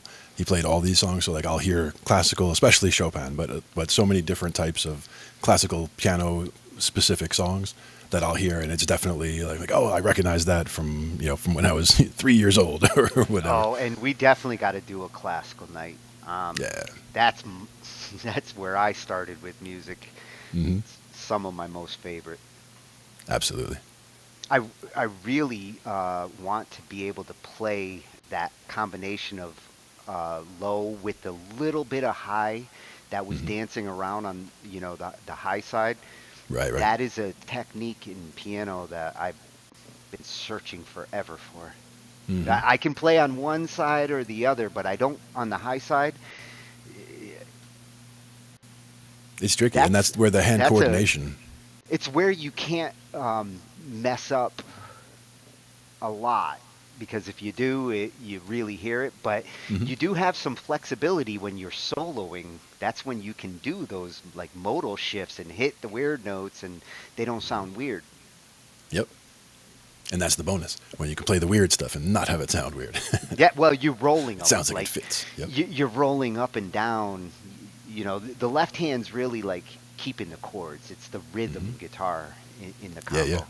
Yep. And that's where it becomes so difficult. Just like with drummers, thinking about how you got to get 4 limbs going at the same time or whatever, or have at least 3 completely different patterns going at the same time. With the keyboard, you get the same split where if your left hand is trying to do chords and your right hand is trying to do melody or vice versa, you end up with, it can be very tricky with the timing. One thing I would suggest is ragtime.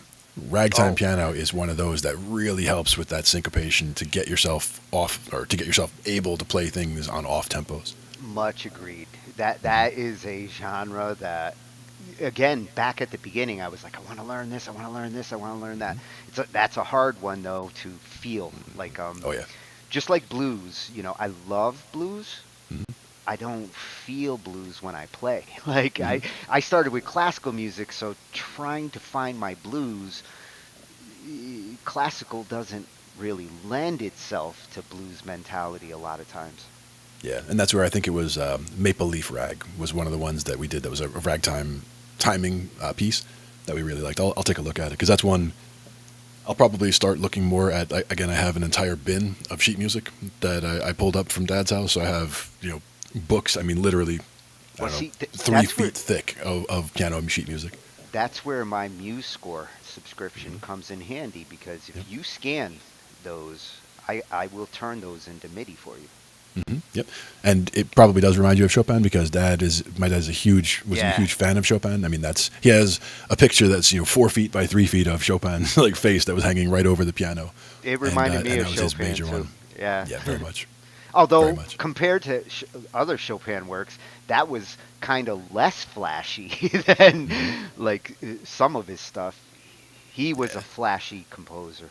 I definitely recognize it. I've heard it even on one of the CDs that I have somewhere of classical where it's, I had the song titles there, but I just totally forgot which one it was. So I just have it listed as Dad Salviano. That's actually the name of the piano.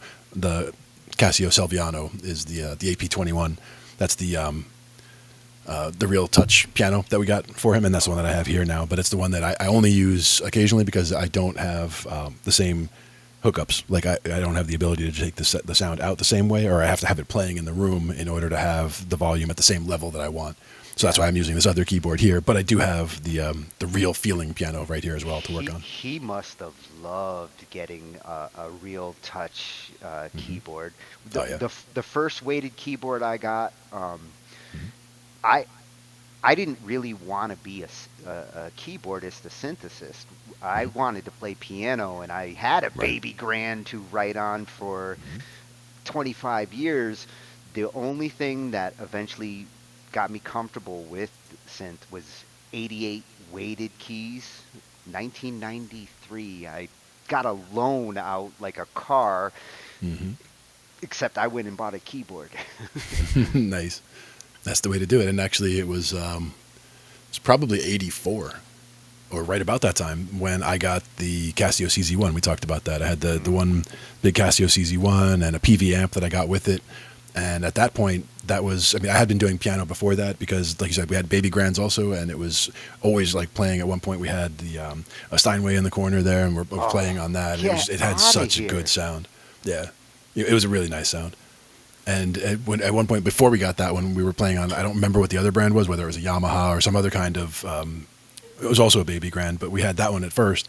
And then when they got the Steinway, at one point, they were both in the same room for a short time. So like one in that corner and one in that corner. Well, see, the Yamaha had a great feel, but the Steinway is a Steinway, and its sound is unmatched in the piano world. Yep. And the one thing that we did have to do, that was the one that actually I got my experience doing piano tuning with, not tuning the whole thing necessarily, but there was one note that would occasionally go out. And it's like, let's say it's one of the lower, I'm going to say it's like one of the A's down below, like an octave below middle C. So it wasn't one that you always hit, but if you're playing a piece and you hit one note that's sour, it's always annoying. Yeah, so, I had the same problem with my baby grand because I would always pound the A on the bottom side bass because I play an A minor. I wore the shit out of that string. And in this case, what it was is it already had the largest tuning pegs because with the pianos, they use the tuning pegs are in there, and if you're using or if the pegs are starting to slip, or if one of the notes keep going out, it's usually the peg starting to slip a little bit. So you need to get a larger peg to put in there to use the same block. Well, these were already oversized pegs. They were always already the largest pegs you can use essentially. And it was still loose, so it would still go down. So I just kept the tuning hammer sitting there, and before I would start playing, I would just reach in and just, if you use the tuning hammer and there's 3 strings for that note, it's like ding ding darn, ding ding darn, and you're like, okay, and you just tune that up like tuning a guitar, tune it back up, and then you're good to go, and you go from there. So I never had a problem with tuning like that. I never sat down and tried to tune an entire piano because it stayed in tune beautifully. Man. Just that one note was pissing me off. If you can tune an entire piano, you can make a living because there's not a lot of people who do and can, and they get paid. And it's really just patience. It's really patience because if you have tuning a fork, for example, for each note, if you have an actual tuning fork, you hit that note and it's by your ear, and then you press the note and you see if it sounds that way. Or again, with a piano, usually there's at least 2 or 3 strings making each note, except for the very lowest strings that are only one. Very lowest notes, I should say. The grands, I mean, if you're tuning grand pianos, whoa, you better get top dollar. Yep. And I've seen some videos that just looked cruel on YouTube where it was like, I hired somebody to tune my piano, and they go inside and all the hammers were replaced with actual hardware store hammers. And the person opens the piano and they're like, what? And I'm like, that's just mean. Get someone over there for that. Mean stuff. Yeah, you got to have a lot of endurance to go tuning all those keys. Well, think about the 88 keys, and most of them have 3 strings or 2 strings, and the very lowest ones only have 1 string. But think about how many strings that is. And again, you might not have to tune all of them, but you do have to check all of them. And, in sometimes what will happen is instead of tuning the whole thing, like if a piano is partially out of tune, but it's all similarly out of tune, like with a guitar, like the whole thing is a half a tone flat, then it's like, somebody might, instead of tuning everything back to get it all where it should be, they might just listen to it and say, okay, well, if we just change this note and this note, relative tuning. Yeah. But that is horrible. That's no fun if they're like that piano's being used with other musicians. That's problem number 1. Problem number 2 is that it's getting the wrong sound in people's ear. Like if somebody's trying to learn by ear and it's literally halfway between a C and a D, if they're trying to do ear training in school and somebody hits a D, they're like, C sharp, or like they think it's halfway in the middle because. And even if it's relatively tuned, it is the difference between playing something in C major or playing something in D major. Mm-hmm. Yeah. These 2 major keys, you can play the exact same thing. They're going to have a different flavor. Yep. And that's one of the things about guitar also is taking any song that you have, you can just slide up a fret or down a fret and play the same patterns, and you'll see what it sounds like in a different key. With piano, you got to deal with all the black note shifting. If you're going from this key to this key and all of a sudden you're going from, 3 black notes to 4 black notes or whatever, you're changing your hand grip for the very least and the fingering that you're using. Yeah, guitarists are lucky. Like, you guys do have good perception of how a progression sounds in different keys because it's so easy for you guys to slide up and down. Mm-hmm. Yep.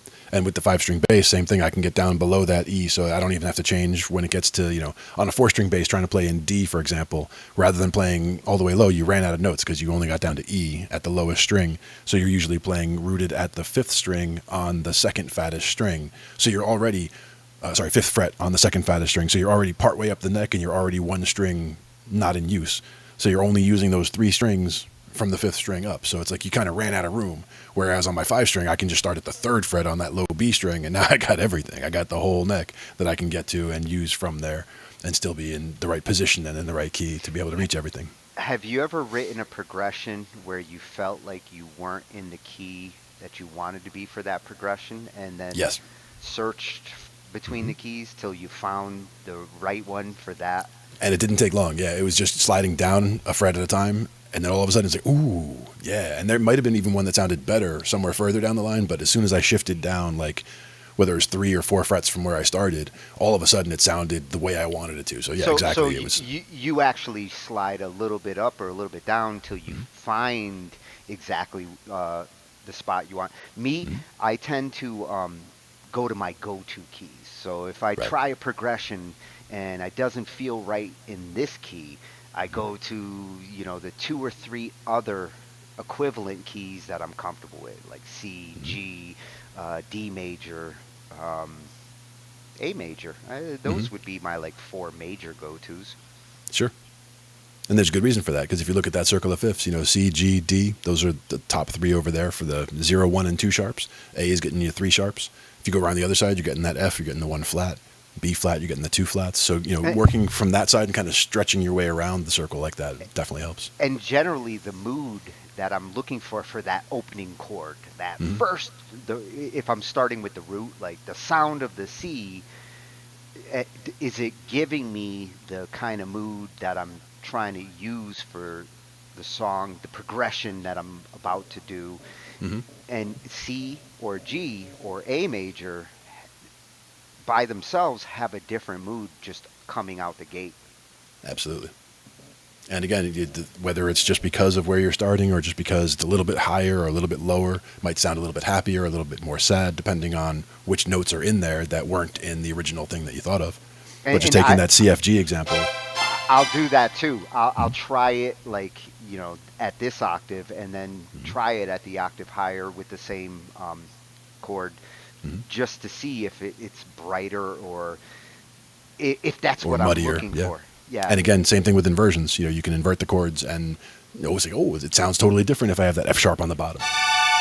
That's a D chord that's inverted, so now it sounds very different than when this one sounds more resolved. That sounds more like it's going somewhere. I like that though. Yeah, that will make a good topic for one night. Starting points on writing a new song, whether it's the key inversion or the instrument choice.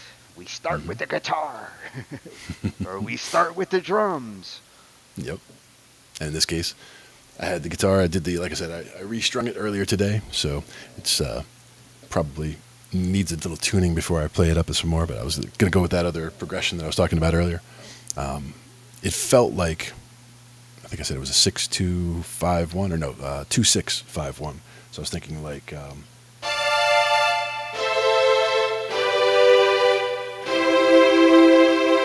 So going from like a D minor to an A minor to a G major to a C. In that case, it's an inverted C with the E on the bottom. It just sounds like it kind of falls together or floats kind of where it wants to nicely. And it resolves like it should be played on Sunday by Bach in church. And that's one of those by essentially going around the circle of fifths, or starting to. You're just working on wherever you were going from there.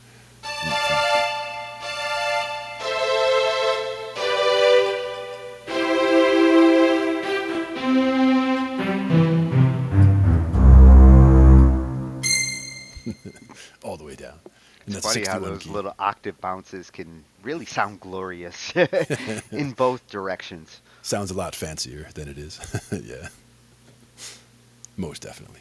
Well, the ear hears big jumps. When you hear a note like shift down like a whole octave, the ear recognizes that that is more difficult than coming down a half step. It produces a different effect to the listener. Yeah, definitely. And that's where sometimes we haven't even like looked at all like augmented chords. Because they sound very weird, because that's the Yeah, sharp I know. five. We've been so focused on the diminished. It is used a lot more often than the augmented. Augmented isn't as common. Yeah. And Well, for good reason. It's just like you're noticing more minor. Like people are playing darker, moodier things these days, and diminished is more of a darker sound, right? When it comes to dissonance.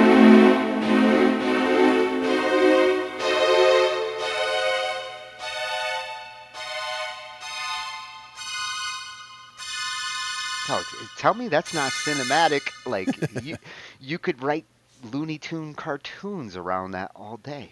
Oh, yeah. And the other thing is, that's just hitting them as chords and just flopping the lowest note to the highest. But if you break those chords... Yeah, spooky. And you got to hit the right notes, though.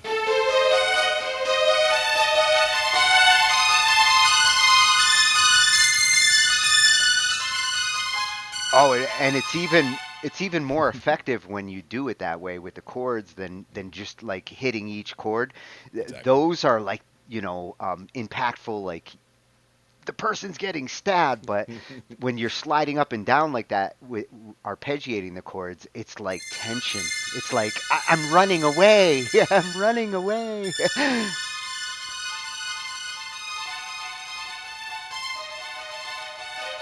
The way you attack that chord progression is the difference between like a impactful moment or a fleeting effect. And very spooky, yes. That is my favorite little spooky thing, is that diminished run for sure. And you don't usually catch it in there a lot. I mean, like if you took a regular C major, like C145, you could use the B diminished in there.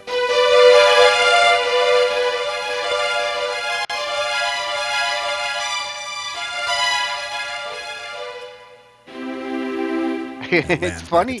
It's funny how it takes that pretty chord and just totally like puts it in a blender. And says, "Oh, you like that, huh? Oh no!" But it gives it it's like spinning around the resonance. Everybody's favorite A minor 7.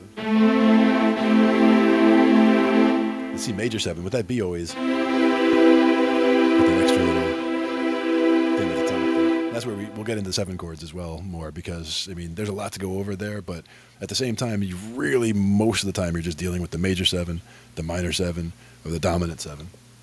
So like if you're doing the C major, like we just said, if you're going the same thing that we did before, all the chords in C major, but we talk about with the 7s, with C major 7, D minor 7, E minor 7, F major 7. The G is a dominant 7, and that's where you get that flat instead of that F sharp.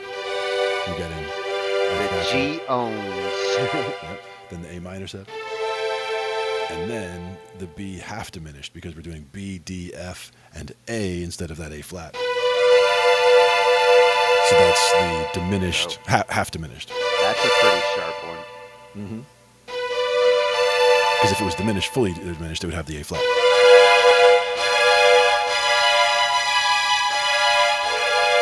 But when you change that to that A, it doesn't sound right when you do it right after it, but when you're doing them in order.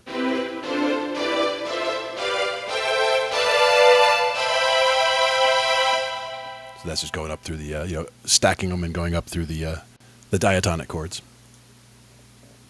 Always fun. Figuring out what the palette of chords you're going to use for a particular song is. And the one thing that never changes when you're saying like these different chords in any key is the interval difference between the notes. Yep. And that's why it's the same claw on guitar when you're going from here to here to here, because it's the same distance between this fret and this fret and this fret and this string and that fret. So the octave is always going to be from that low fat string, the octave's always going to be 2 strings down and 2 frets over as long as you're in standard tuning. If you're in drop tuning, it's going to be just straight 2 strings down. That's the math of music.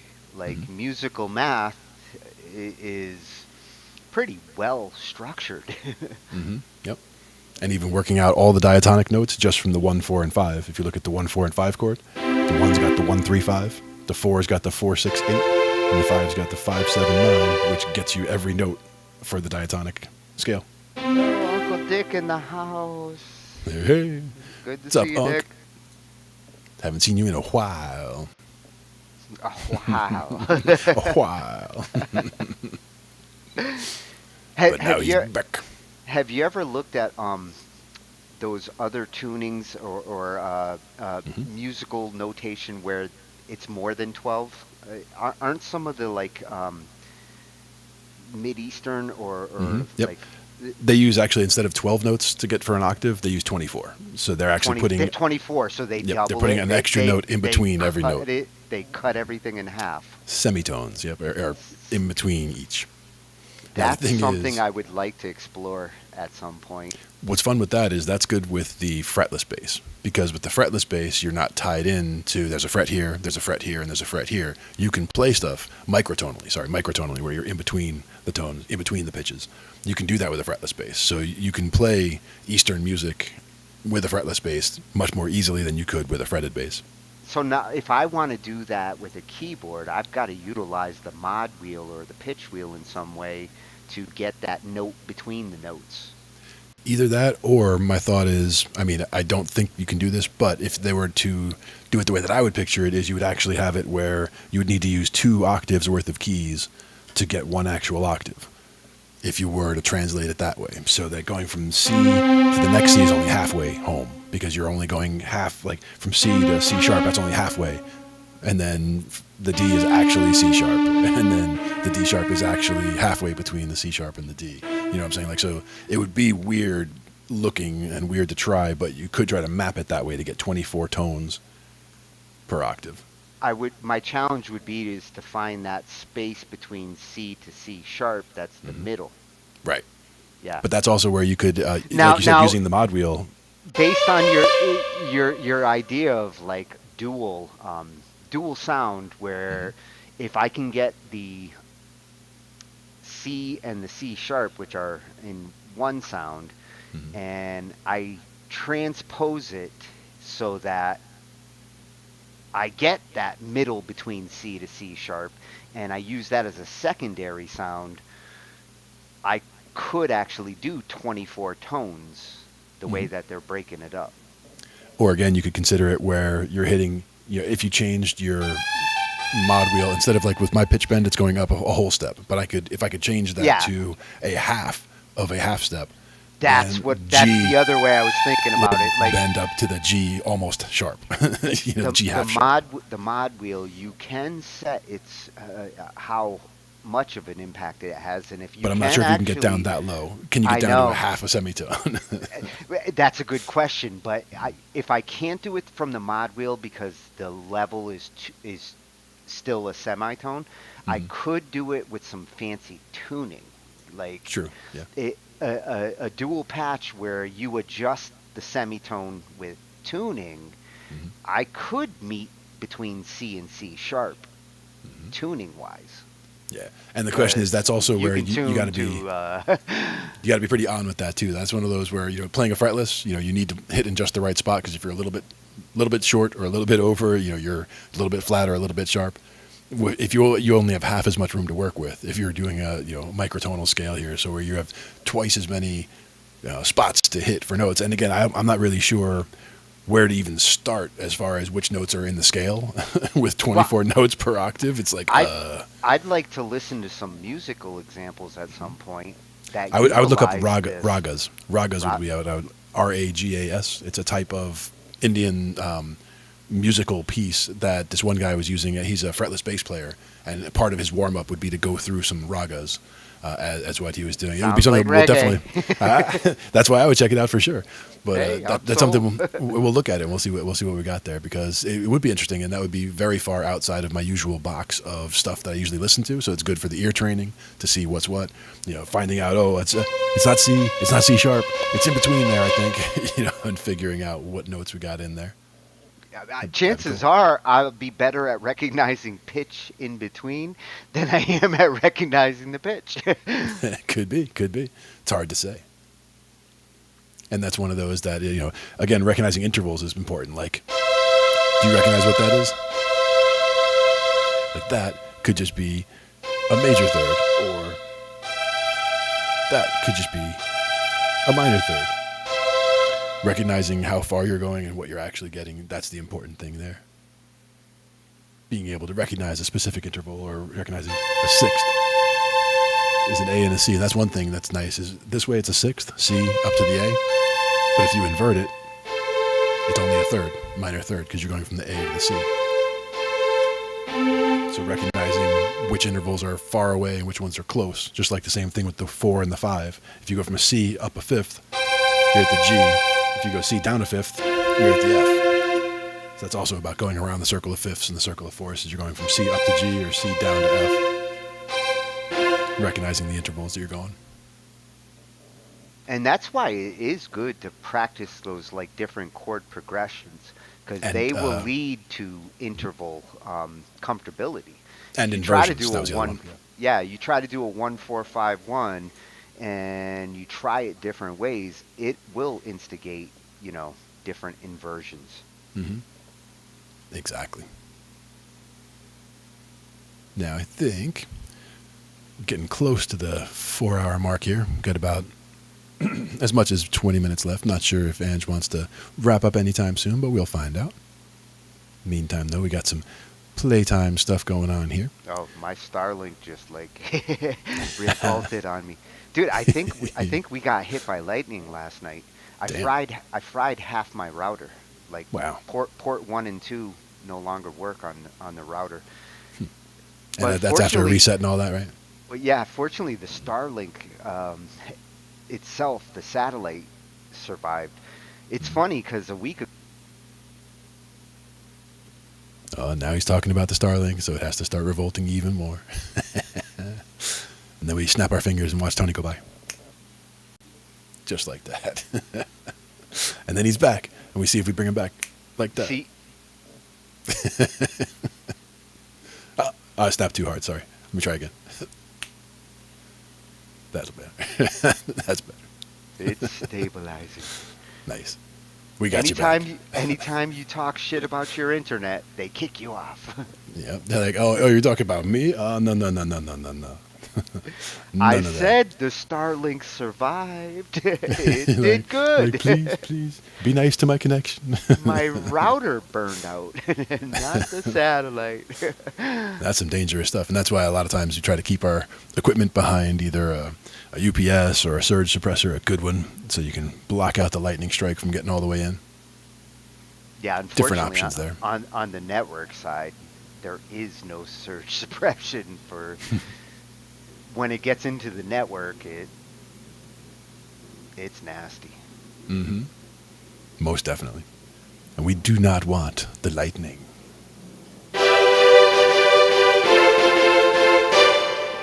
G and F for the lightning song.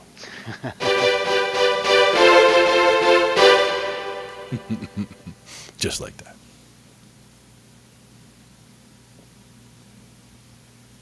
We can go ahead and look into a couple of different things as well. We had a few videos that we went through today, and we didn't actually go through the videos, but we looked at them. And I think, again, finding resources that are helpful or that speak to you is important. So finding ones, whether it's finding a teacher that you resonate with or finding information that's packaged in a way that makes it accessible or easier to digest for what we're looking at is definitely helpful.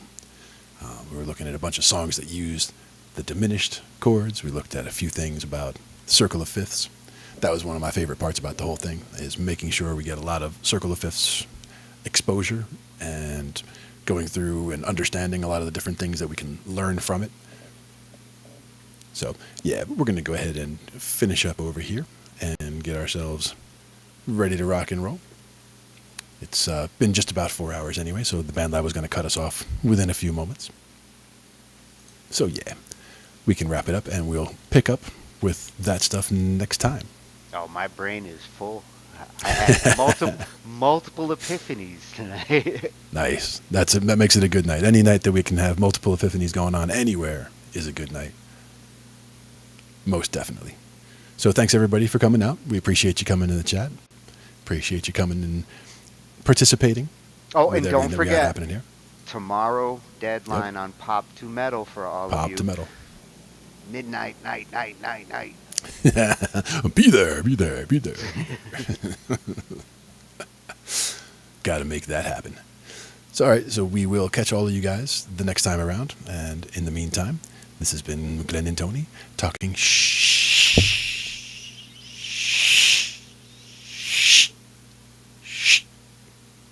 IT. And we will catch you guys next time.